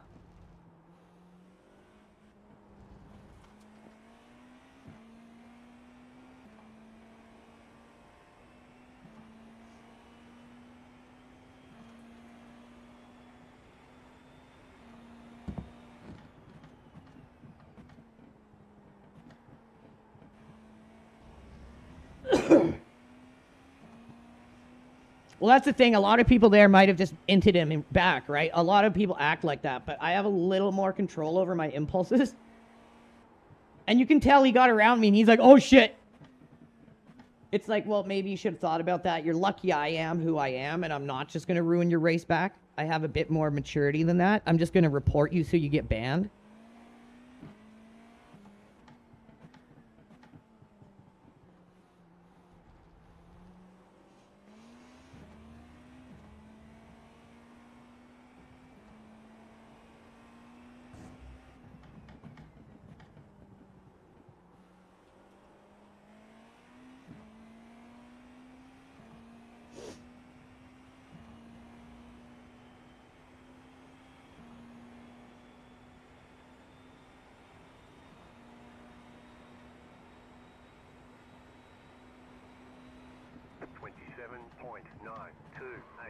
Just set your fastest Ooh, lap of the car doesn't feel quite right. Those 9-second optionals, man.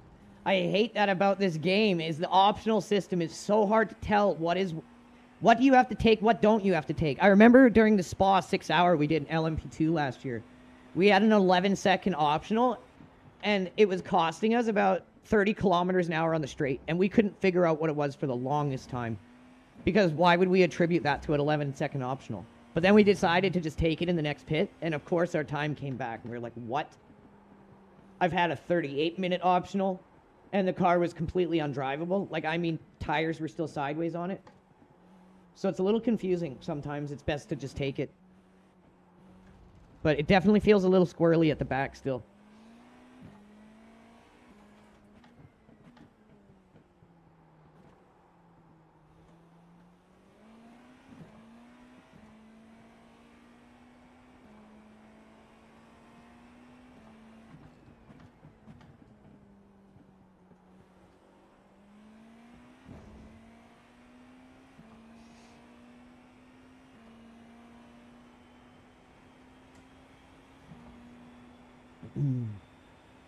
Oh, what is that? Big cloud of smoke. 27.003. You've just set your fastest lap of the session.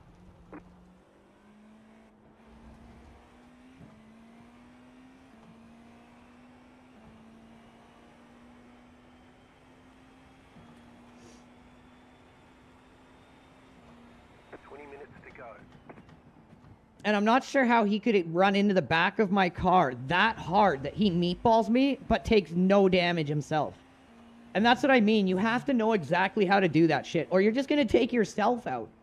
And that's what I think iRacing doesn't understand, is like, you can see these people who are so incredibly practiced at doing this shit. And that right there gives you a lot of information on how they're acting most of the time in your game. But when you have a 40-minute timer on filing reports, most kids these days don't have that attention span. So a lot of stuff goes unfiled, which only adds to the problem.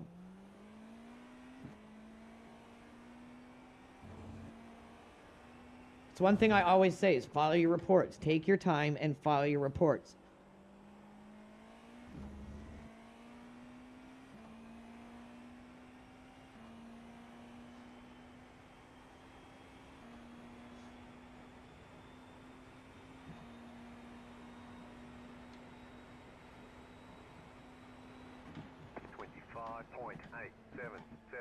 New fastest lap for you.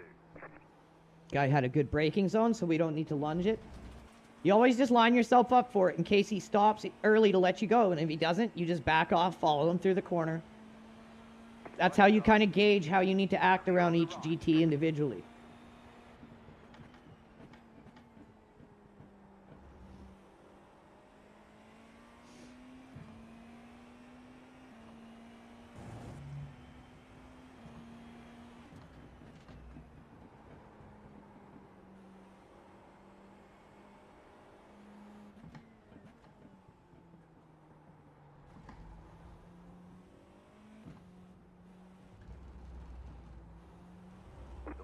Running 23.74.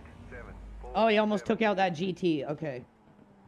So yeah, this guy's going to be a easy actionable report, because you can tell in his behavior it's not something he's just one-offed.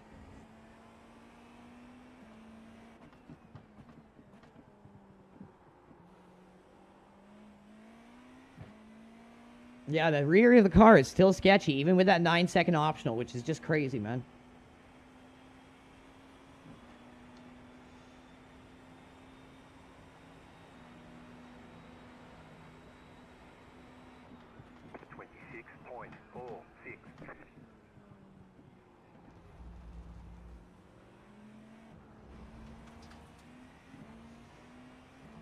Couldn't have done anything to avoid it, man. Did everything I could to avoid him hitting me the first time. Couldn't avoid him hitting me the second time because he did it intentionally.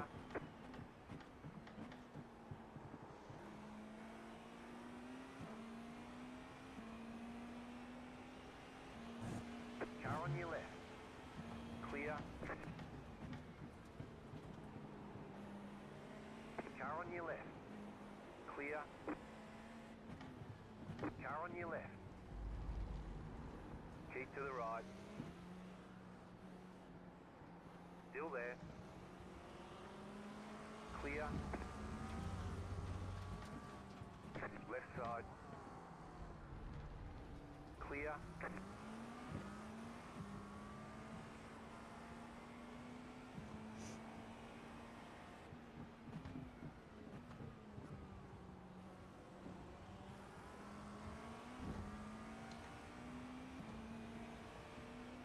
Car right, there's an incident behind. Clear on the right. Car on your left. Clear.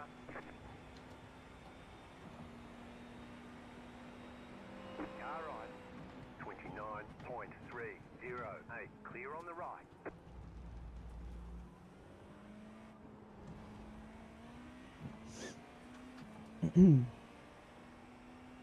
Thick traffic. At least we're not hitting the worst of it just because of how it worked out after that meatball, but that guy's going through at a decent pace. Don't need to launch in on him.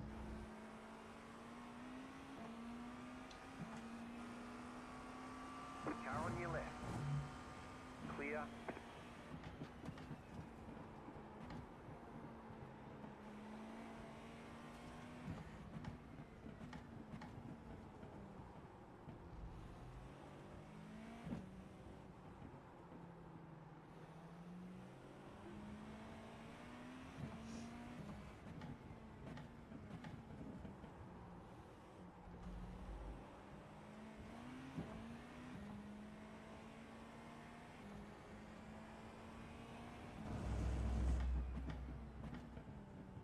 I'm pretty sure that was the guy that in the pace lap ran into someone. Car on your left. Clear on the left. I could be wrong, but I'm almost sure.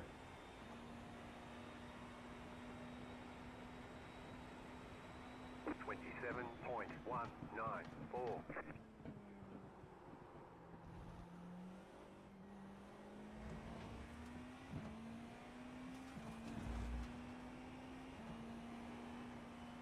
I almost lost the rear of the car there with a 9-second optional. Car right. Clear. Almost lost it there. Like, that is crazy, man.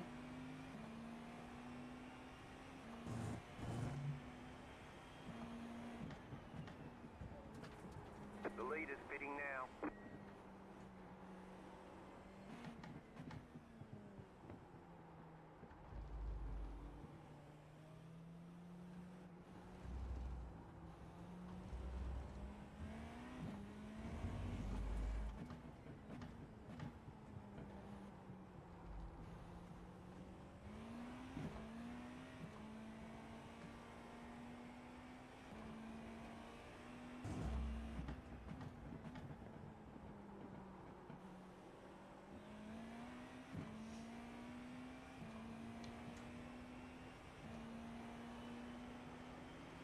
Car on your left.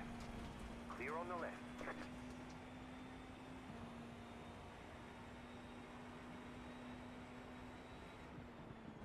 .56.55. You're in the top 10. Nice work.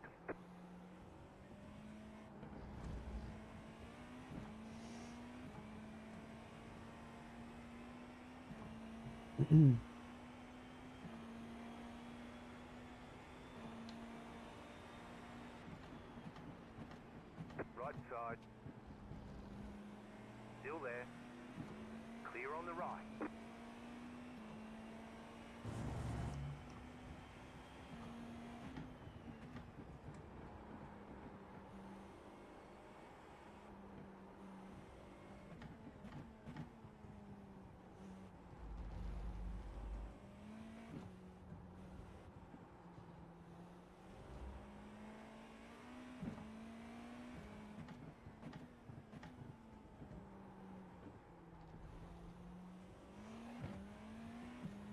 Car 23 has taken the lead.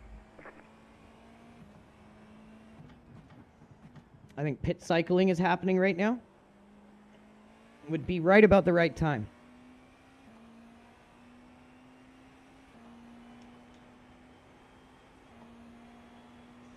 Which we should be good for, I think.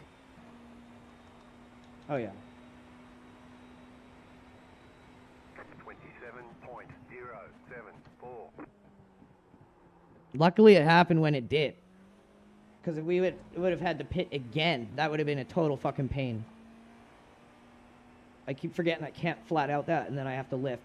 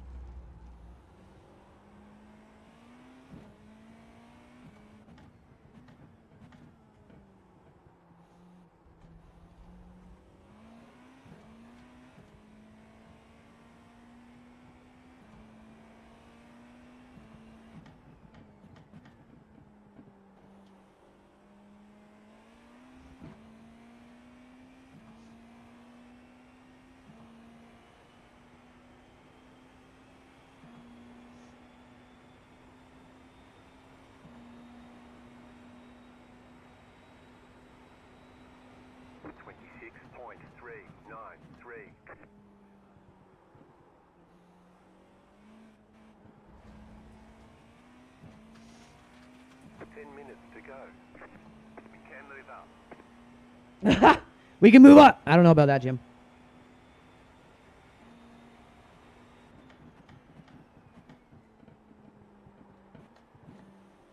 Yeah, the car's definitely not right.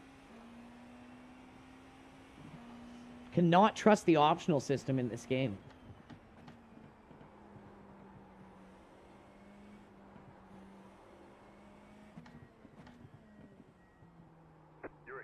Oh, now we're getting packet loss somehow. Okay. Continues, they may remove you from the session. Got it.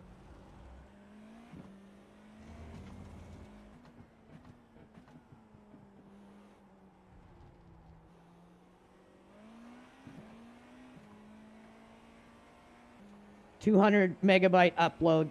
Cat 8 Ethernet cable. Make it make sense.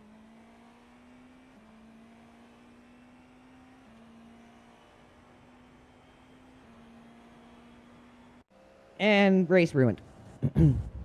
Still live. Streams up. No issue with my internet. So what is going on here? Oh, Iracing just totally fucking crashed. Awesome.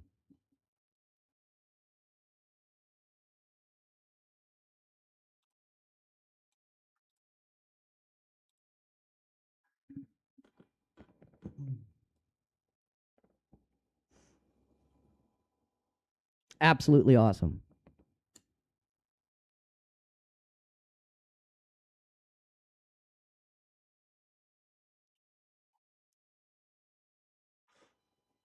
I'm not sure if it's a coincidence or not, but that has happened to me twice since I've downloaded the new stint link. Once in Bathurst 12 hour and now. Exactly the same way.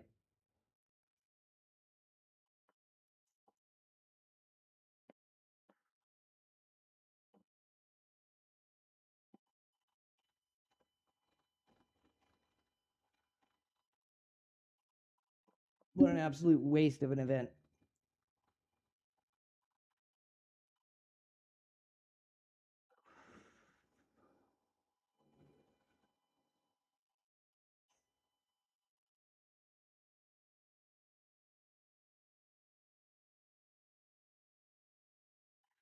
The guy who hit us is literally 1700 I rating. Wow.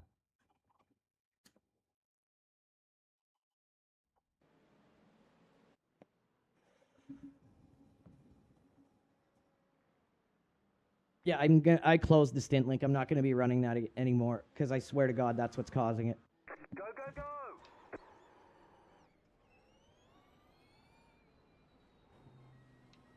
The leader is running 27.854. Right side, clear.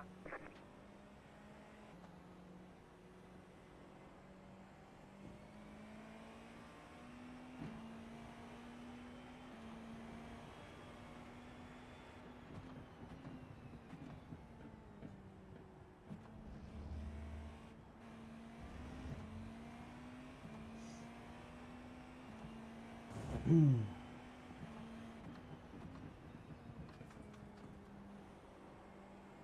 an incident ahead. You got a slow car on the left. Hypercar wrecked out. Too bad he's probably so many laps ahead of us, we won't be able to unlap ourselves to gain anything from that. Thanks to the fucking crash there. Which should never happen with the fucking internet and computer I have. Just period. Never should happen.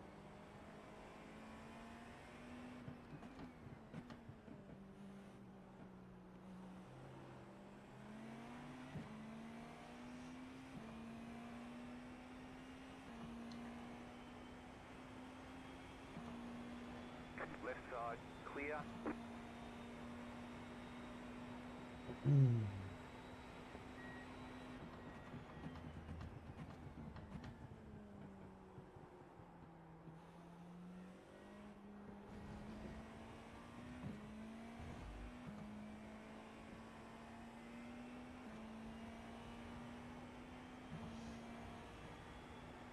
Probably able to get maybe 4 laps back, which is probably not nearly enough.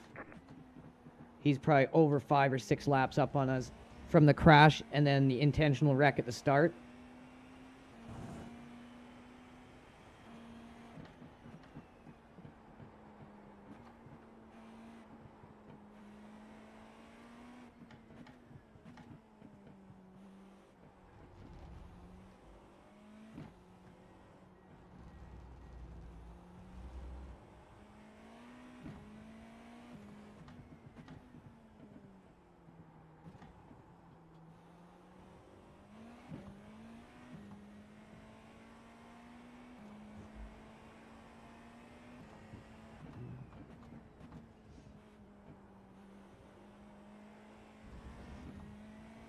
Four minutes to go.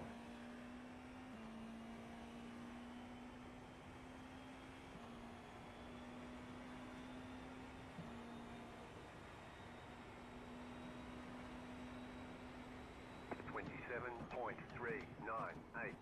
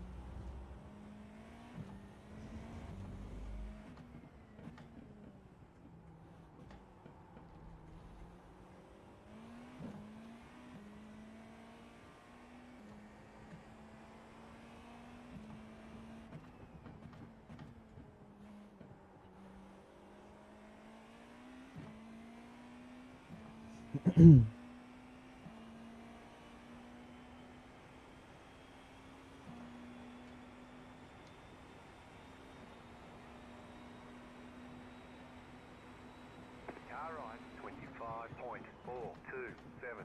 Just set your fastest lap of the session. Car right.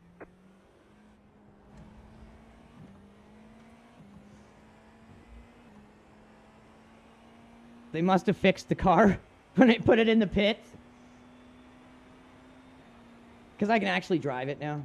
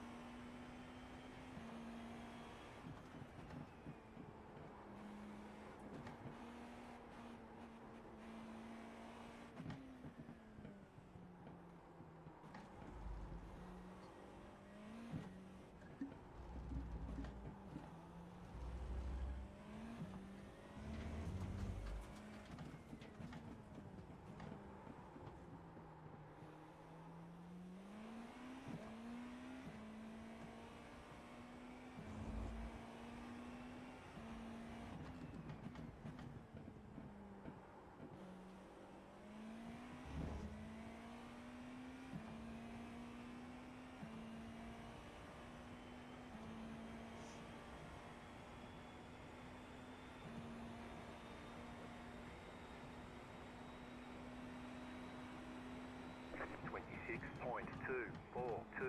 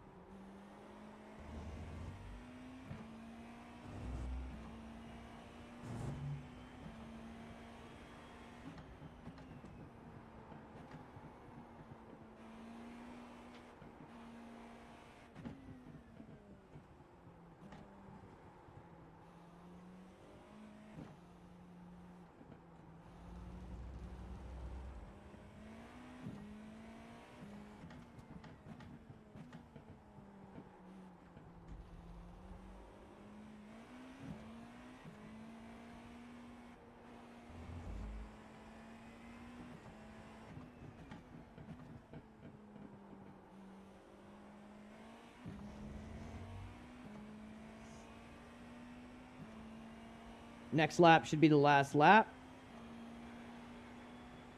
I do believe. Last lap. Yep. Lap, last lap.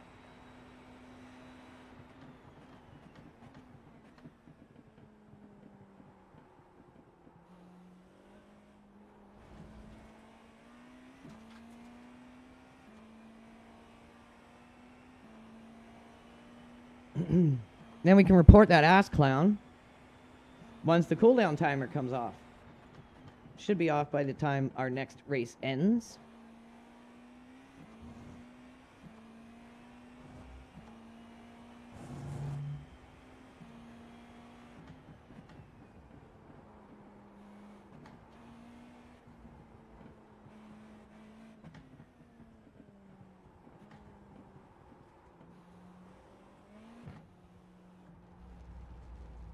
You have about 5 laps of fuel left.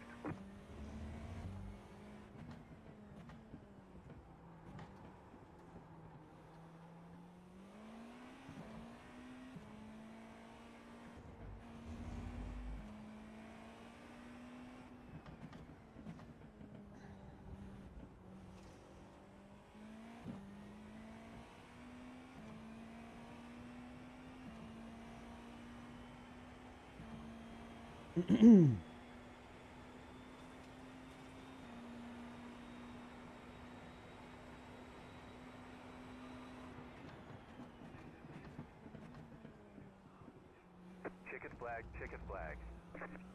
Hey, we got the off lap. Good job. Off lap for Phil's dad here. Why did he tell me I did a good job? We got, like, terrible finish here, man. The hell are you talking about good job?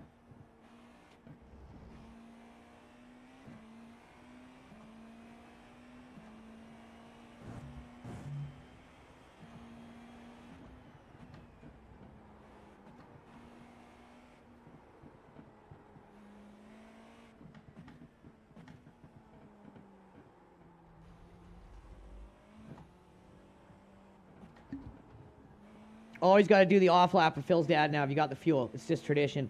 You don't want to get chastised by Phil's dad. Just not a thing that needs to happen in your life, trust me. Dude is just such authoritarian, testosterone-based, old-school manhood. You don't want his voice slapping down on you, man. It's just that simple. We all about respect here at LRG, man. Respect your elders. Do your off lap for your elders. Kind of that simple, man. Just get out there, get her done.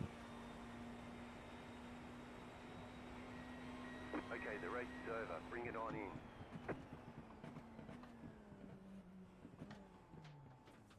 Alrighty. Got victimized by an absolute melon head.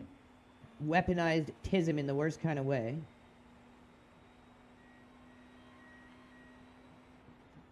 I mean, what did we get? 9th? So, not the biggest hit it could have been.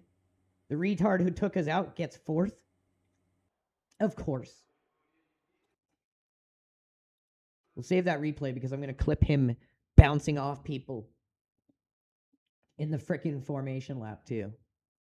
Just so typical. Oh, it wasn't as big of a loss as it could have been. So if it had dipped me into the fucking under the 2K again, I would have been like raging.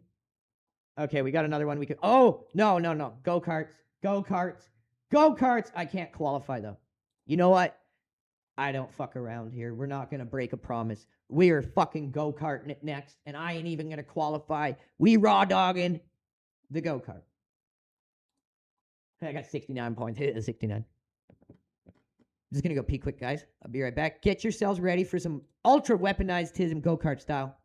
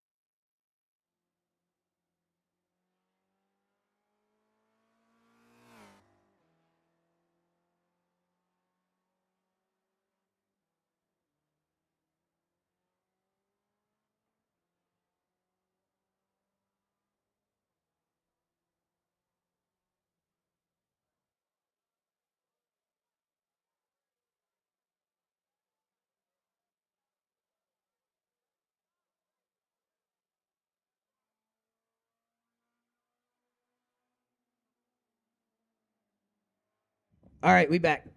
We back.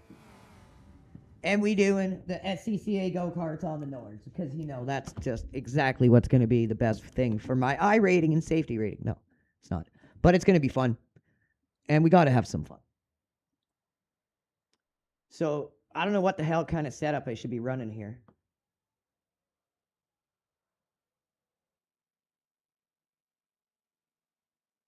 I mean, why do I need that much tow? I don't want +2 tow, please.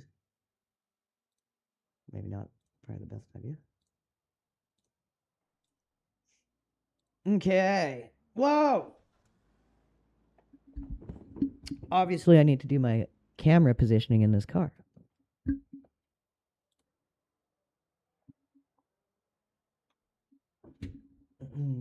Back it up. No, not forward. Backward. There we go. Save. Go kart. There we go. All right, let's try this wicked cool setup. I got a shit limiter in this thing. Something that limits the amount of shit this car has. Oh, look at that. Oh my god. Oh my god, she just digs in like you wouldn't believe. Oh. Oh, what a fucking good setup. What a good car this is. Holy shit.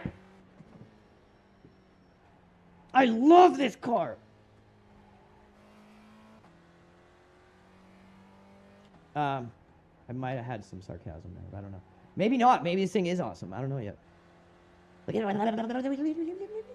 Oh shit, that's all the practice I need. I know that. I know that. I'm that confident in myself in the go-kart. It's all the practice I need, bro. Right there, done. Let's go. So remember all that stuff I said about like how you need to practice and warm up and be at pace once you're over 2K? Don't pay attention to anything I'm actually doing right now. Pay attention to what I said. This is what you do when you're like a smooth brain streamer like me who knows what's best, but then you're like, oh, funny car series thing. So yeah, just a little pro tip for y'all out there.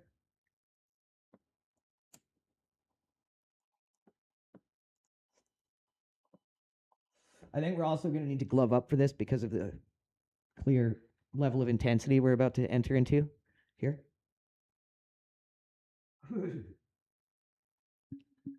How many other fellow go-karts are out here? Oh my god, they put us in grid 4, 4th place? And I didn't even qualify. Okay.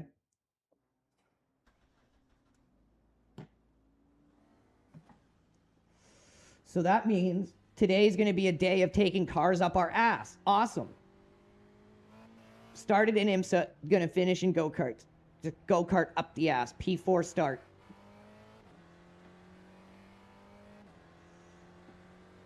Let's see if we got any kind of reasonable pace here in this pile of rubbish. I mean, awesome car. These guys probably got like faux kart setups for here where they're like really fast and shit. Oh, fuck. Hold her there, baby. Hold her there for me.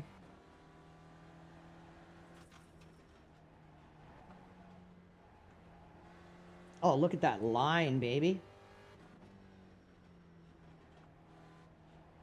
Look at that. Look at that. This thing's graceful, man.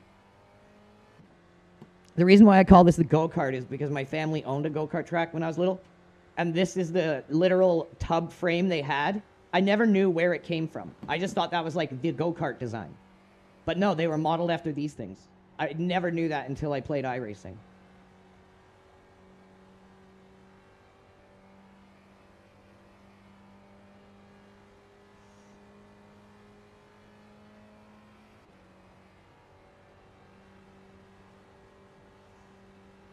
I think this thing doesn't know what the meaning of top-end speed is, but that's okay. You don't need top-end speed at the Nords, right? Like, no need for that. Oh, Jesus, Lord, help me. Okay, I did okay.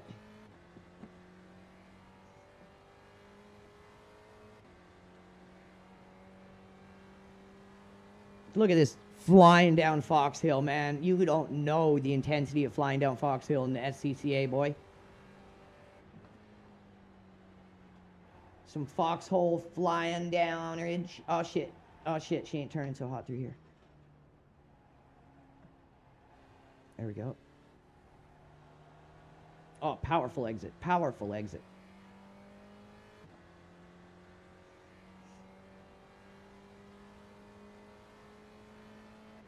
Come on, baby, get up to speed.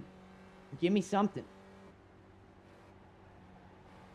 There we go, little dig in there. It's gonna be terrifying.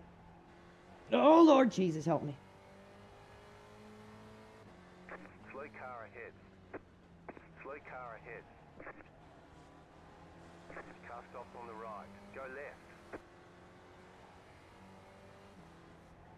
You got it. Slow car on the right. You got it. Slow car on the right. Is this guy behind me also retarded?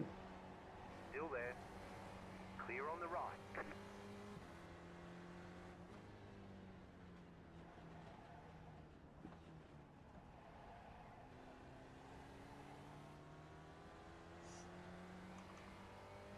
Kenneth Thomas 4. Obviously his 4th account.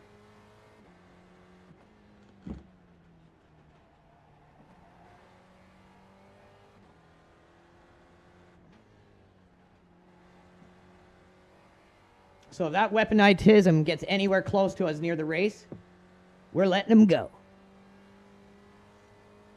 Don't need to get wrecked by some retarded kid who doesn't care about anything but himself. Which is like 90% of iRacing, unfortunately. And then you can find some really good community members within that, but they're few and far between.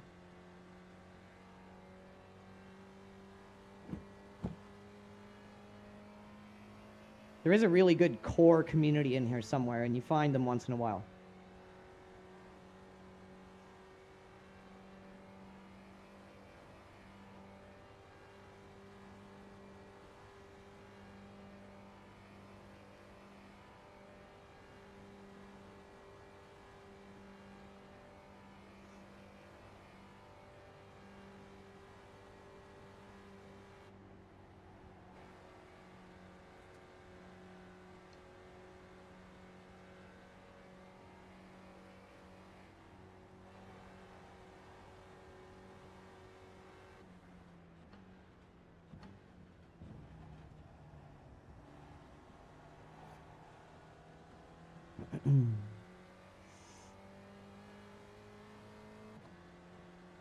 Oh, carousel. What are you going to be like in this little thing? Oh, look at that. Look at that. Carousel running the go-kart. Oh, boy. Just fucking pure powering through there, dude.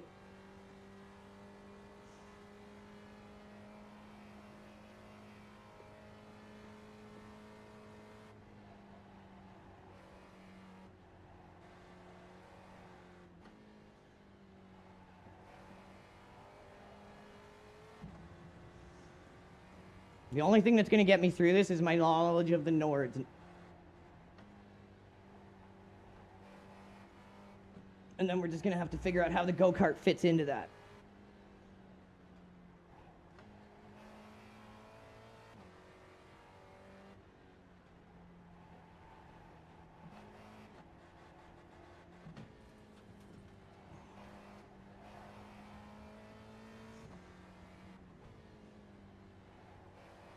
Oh, damn. All right, kind of got the hang of it there. Little bit. Little bit. Damn, I forgot my coffee all the way over here. Come here, coffee.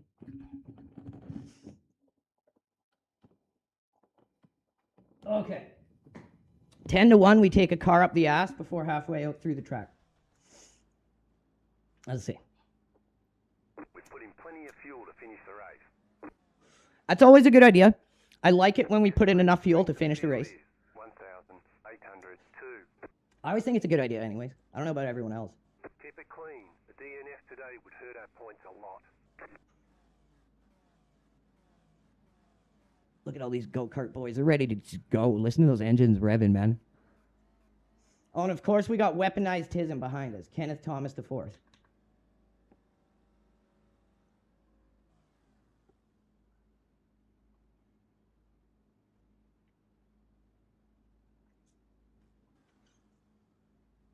Still waiting on 2 cars to grid. All right, standing start in these things is terrifying because they don't launch well. They skid.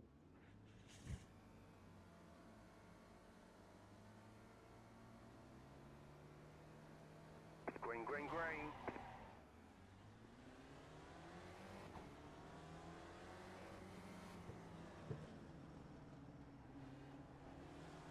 There's an incident behind. Car right. Let this idiot go.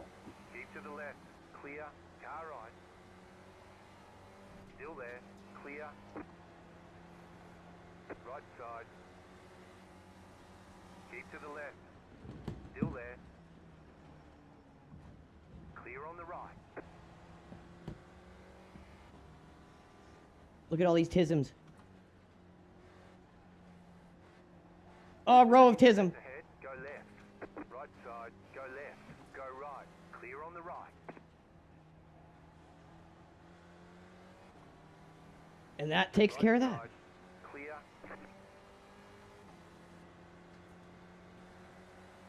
Car right.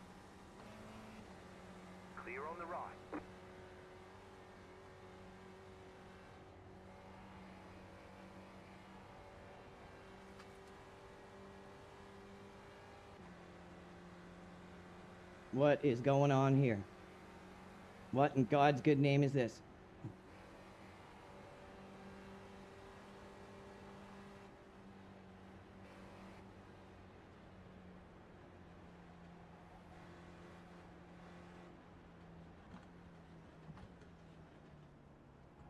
Oh God. Go right. Car on your left. Clear. Go right. The next car's the leader. Bro, you know what? You go ahead of me. You've been Car on smart. your left. Go ahead. Clear. Let's just run away from the rest of these TISM boys.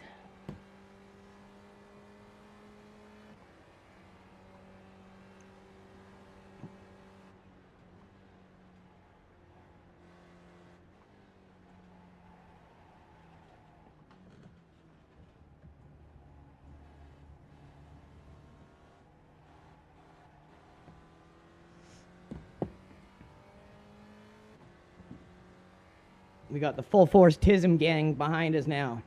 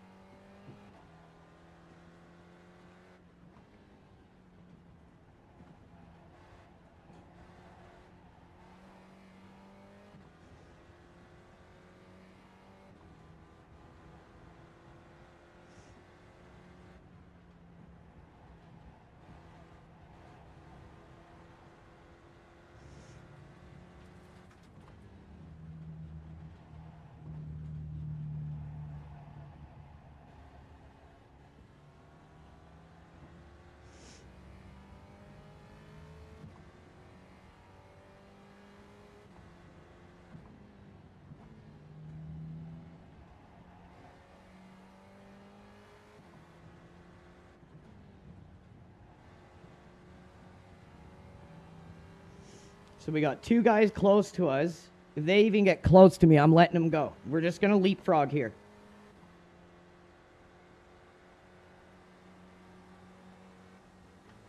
Left side. Clear. Car on your left. Clear.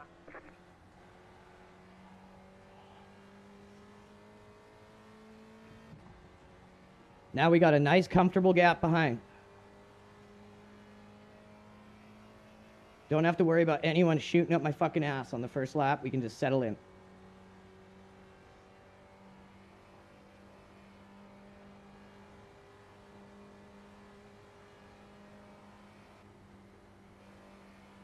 These things have a crazy draft pull. It's insane.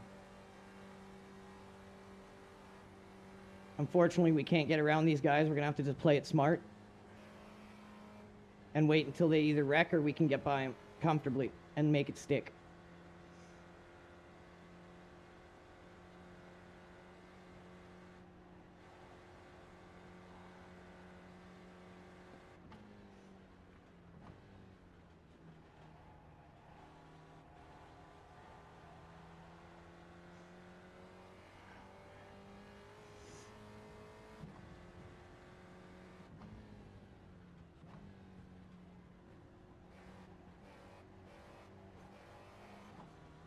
Wondering if we go through there in third in this thing. That might be what I need to do. We'll try it next lap. If we still have a good gap behind us, we'll try it.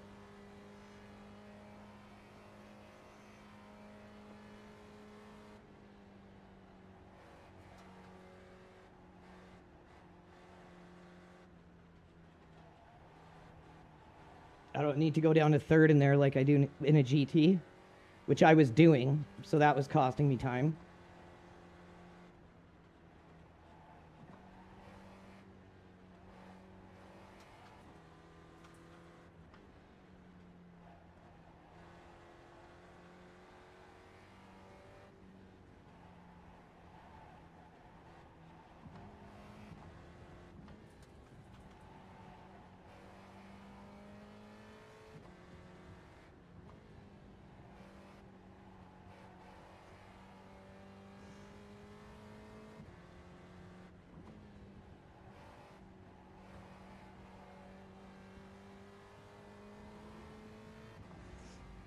Wonder if you want to redline this thing or short shift it.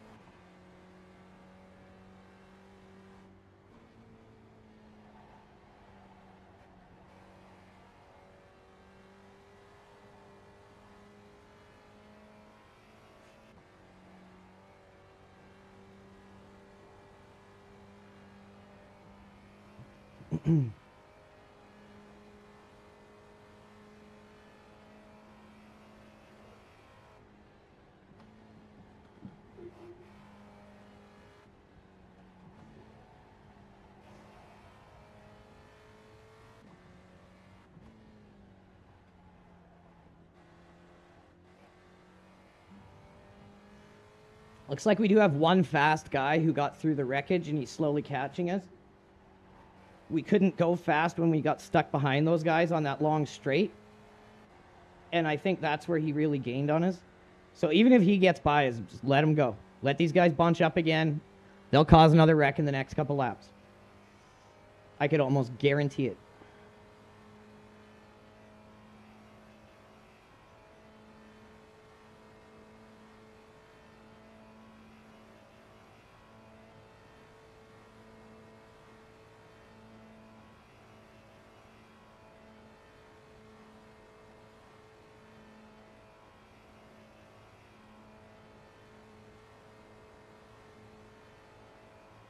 Car right.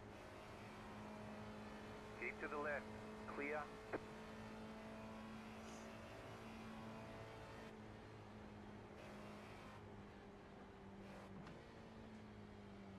Two left to go. Two to go. See?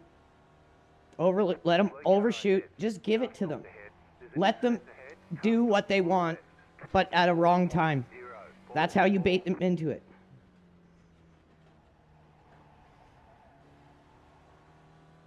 You guys who watch my stream regularly have seen me do that time and time again.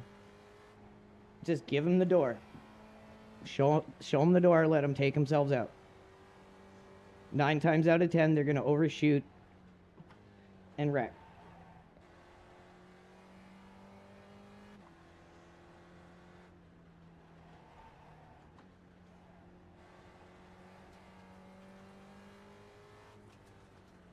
Right side. Clear on the right. He caught us when we had to avoid that. Now we've got a good amount of idiots behind us. This is where it's going to get dangerous.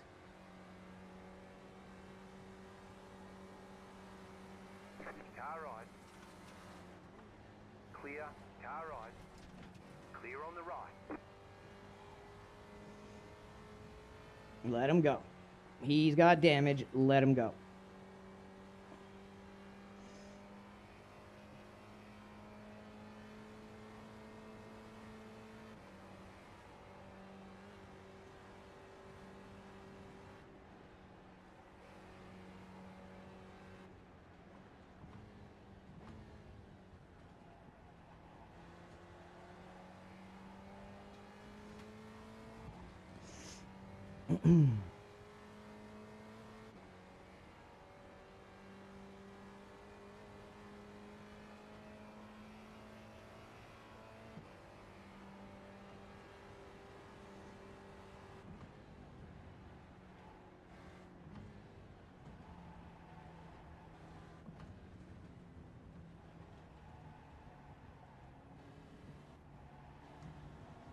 You got it. Slow car on the right. Same guy. Ahead.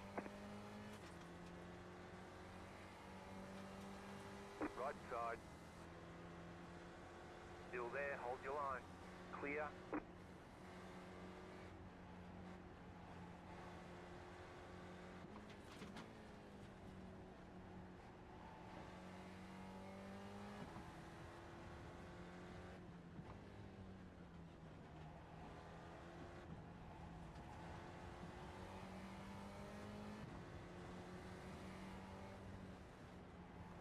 Left side. Stay on the right. Clear.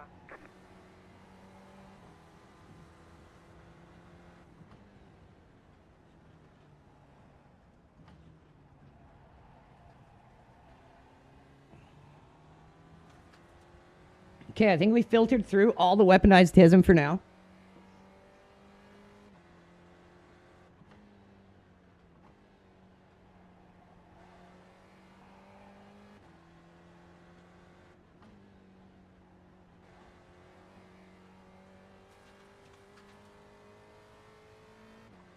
Now the last lap, we can race.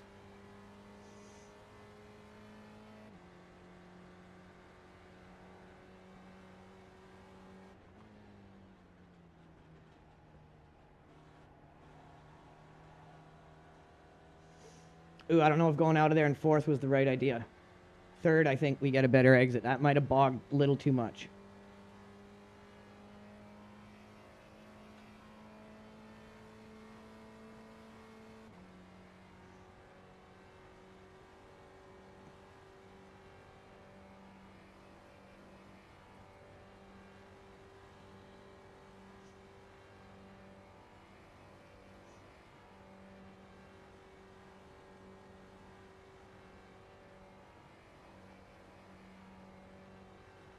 And there it is. Car ahead.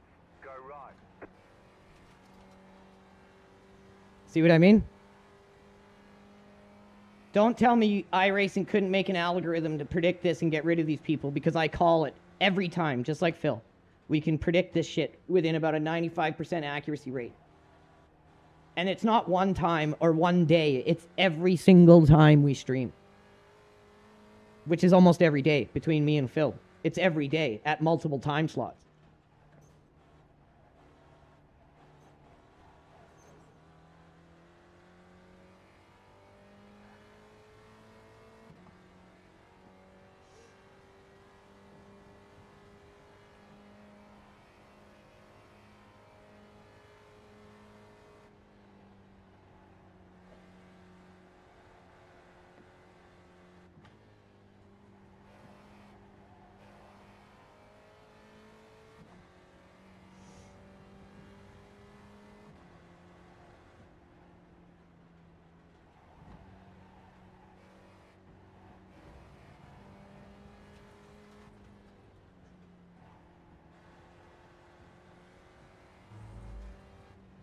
Now we've only got a couple more guys ahead to deal with here.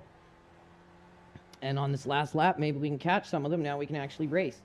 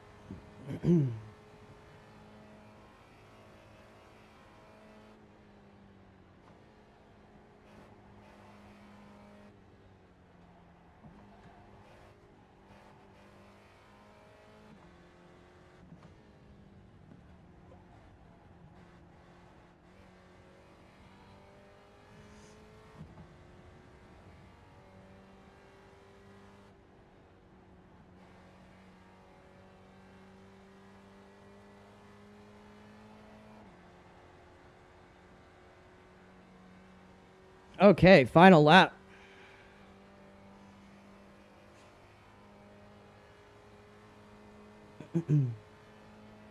Almost done, Trigger.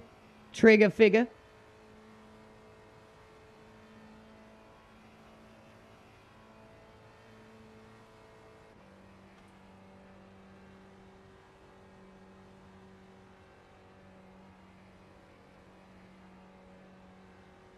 So we held a faster speed coming up here in fifth.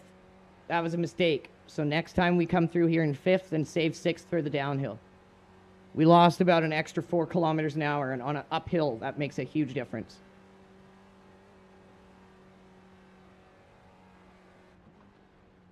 Last lap.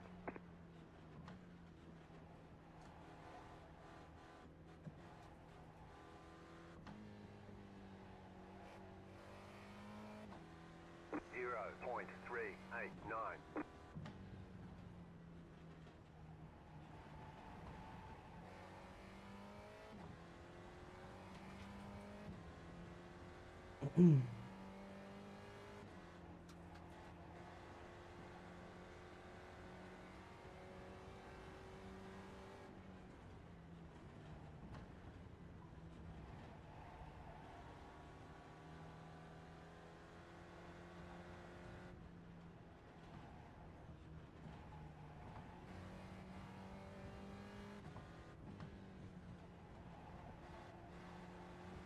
See what time we can put down.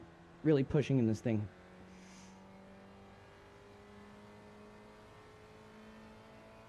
I feel like you definitely want to take the gears long in this thing. Especially on that uphill at the end. You don't want to go into sixth until the downhill portion of it.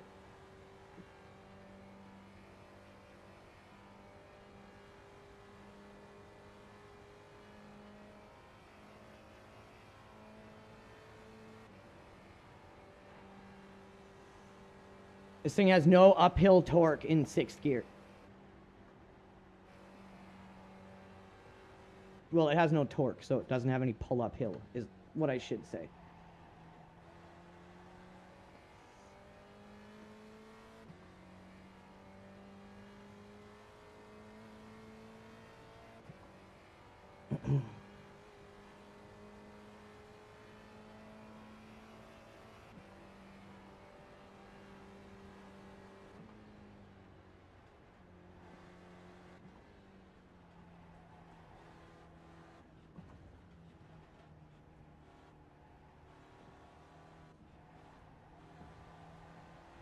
If you hit that right, you could probably stay on the throttle through that majority of that section there.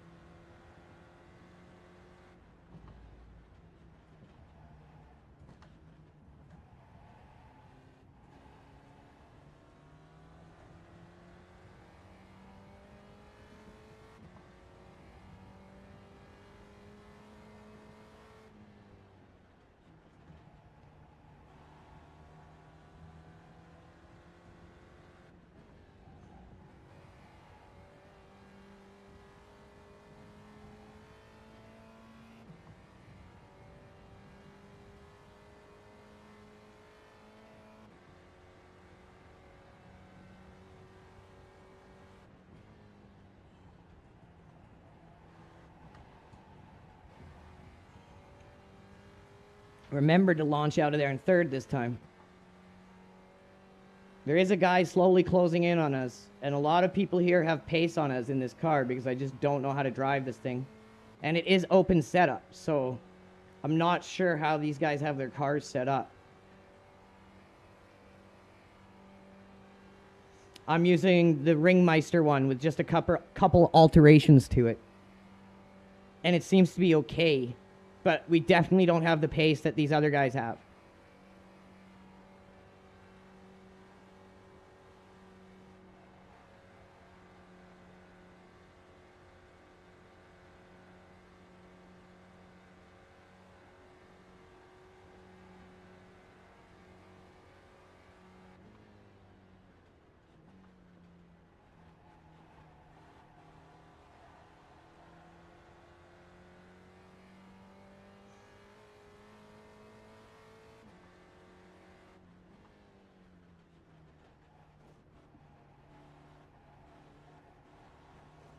Oh yeah, third gear is way better to go through that in this thing.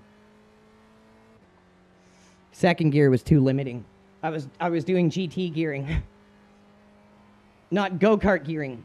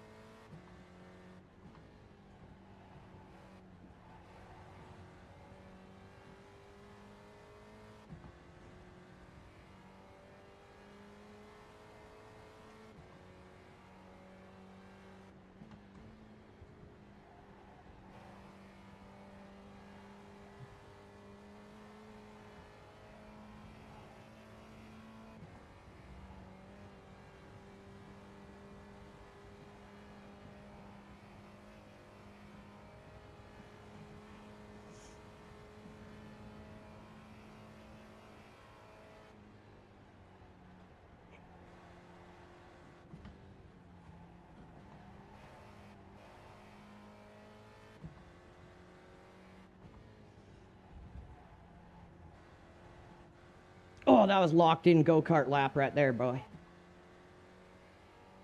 Okay, now don't shift into 6th here. Hold 5th. You've got about 5 laps of fuel.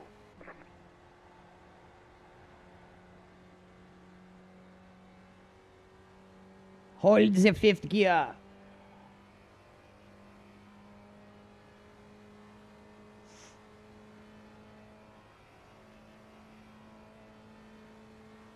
Has this guy got damage or something? We're just pulling in on him like a mother.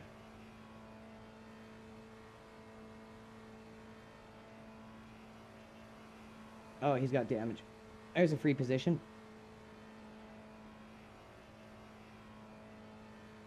Thank you, sir. The car in P1, just at the A 745. What a god! 901.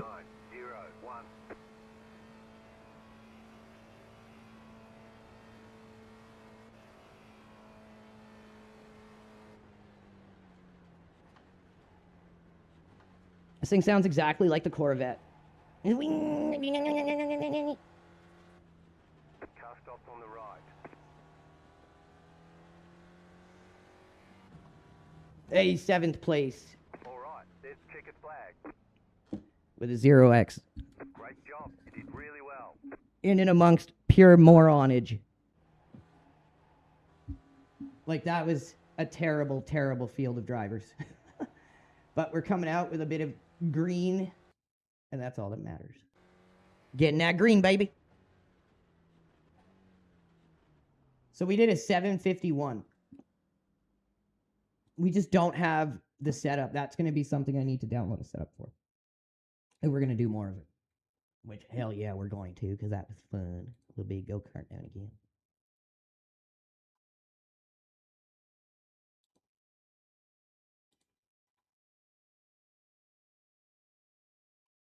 All right, everyone, that's going to be it for the day. We're just going to see if we can file our protest here.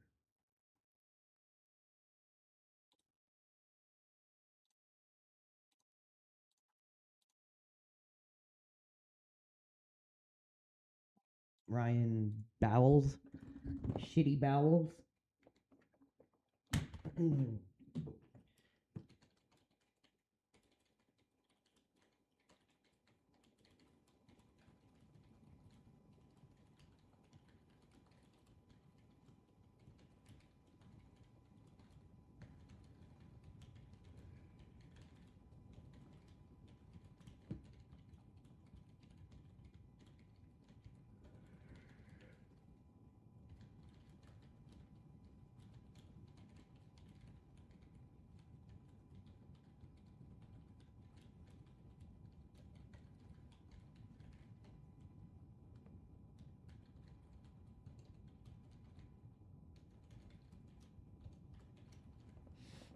All right. Be descriptive. Don't be overly critical of the iRacing platform, which I got an 8-month protest ban for. And you'll do more than you will if you're just flipping shit at them. I've learned that. I'm trying to learn and adapt so that I can do a better job to do my part to try to fix this shit fest, which I can't alone do it. Everyone has to file reports. Everyone has to stand up against it. And like the Porsche Cup incident, we were talking with drivers in a Porsche Cup practice server yesterday. Shout out to the streamer Aiden Pohl. Check him out on YouTube. He did a video about a very notorious Porsche Cup driver who smurfs at a high level, who has a smurf but is a high level account, purposely goes on his smurf to destroy other fast drivers' races. And they did a series on this guy already. Nim Cross came in, got all passive aggressive. By the way, I think Nim Cross is a huge problem and needs to get the fuck off. The whole sim racing community needs to get that guy the fuck off because he's not helping. He comes into Aiden Pohl's video and passively aggressively basically attacks Aiden for putting a spotlight on this guy. This guy's a scourge and should not be a part of the service, period. He is somehow already back. And he was doing the same thing in the practice server yesterday. His name is Lucas. I'm sure some of you may know this. The guy was destroying everyone in the practice server. Everyone got so sick and tired of it, they started talking about it. And all I said was, look, you guys have the power. Like, get all the big Porsche Cup streamers together and stop running Porsche Cup. Stop it. and get every other driver that watches you guys stream and races Porsche Cup, get them to stop running Porsche Cup. And tell iRacing you are not going to fucking put up with this and you will not race in this series until they do something about this guy. And they're like, good idea. And they all immediately left the server. And I hope they take that idea and run with it. Because to allow that guy back in after the video evidence they built up against him is absolutely disgusting. And the only reason it is because it's Nim Cross, who doesn't want to be wrong. It's not about him being right or wrong. It's about the service benefiting. But in his mind, it's all personal. It's all him. All he cares about is how it makes him look. And he's not the right person to be a part of managing the protest system. He's the problem. And that's why you see these incidents that get a lot of spectacle. They may get a little bit of a time off, but they don't get what they should get. Because he looks at it as a personal reflection of him, not as I'm making the service better because this is my fucking job to do it. So I think he's a big problem and needs to go. Yeah, you cannot say you're going to report them. You cannot say that. What I said yesterday is I said you guys should take action against it. You have to be very careful with your wording. Never ever say you're going to report someone. iRacing will punish the reaction before they punish the cause. And that's the problem. You can't be the reaction. You have to just be the bigger person and then file the report. If you're going to say something to them, go ahead. But don't say you're going to report them. Don't swear at them. Just call them out on it. Be respectful and file your report. Be descriptive in your report. Don't freak out at iRacing because it won't get the report dealt with. I know that's dumb as fuck, but it is what it is. And that's all we can do. Anyways, take care, guys. We'll be back tomorrow.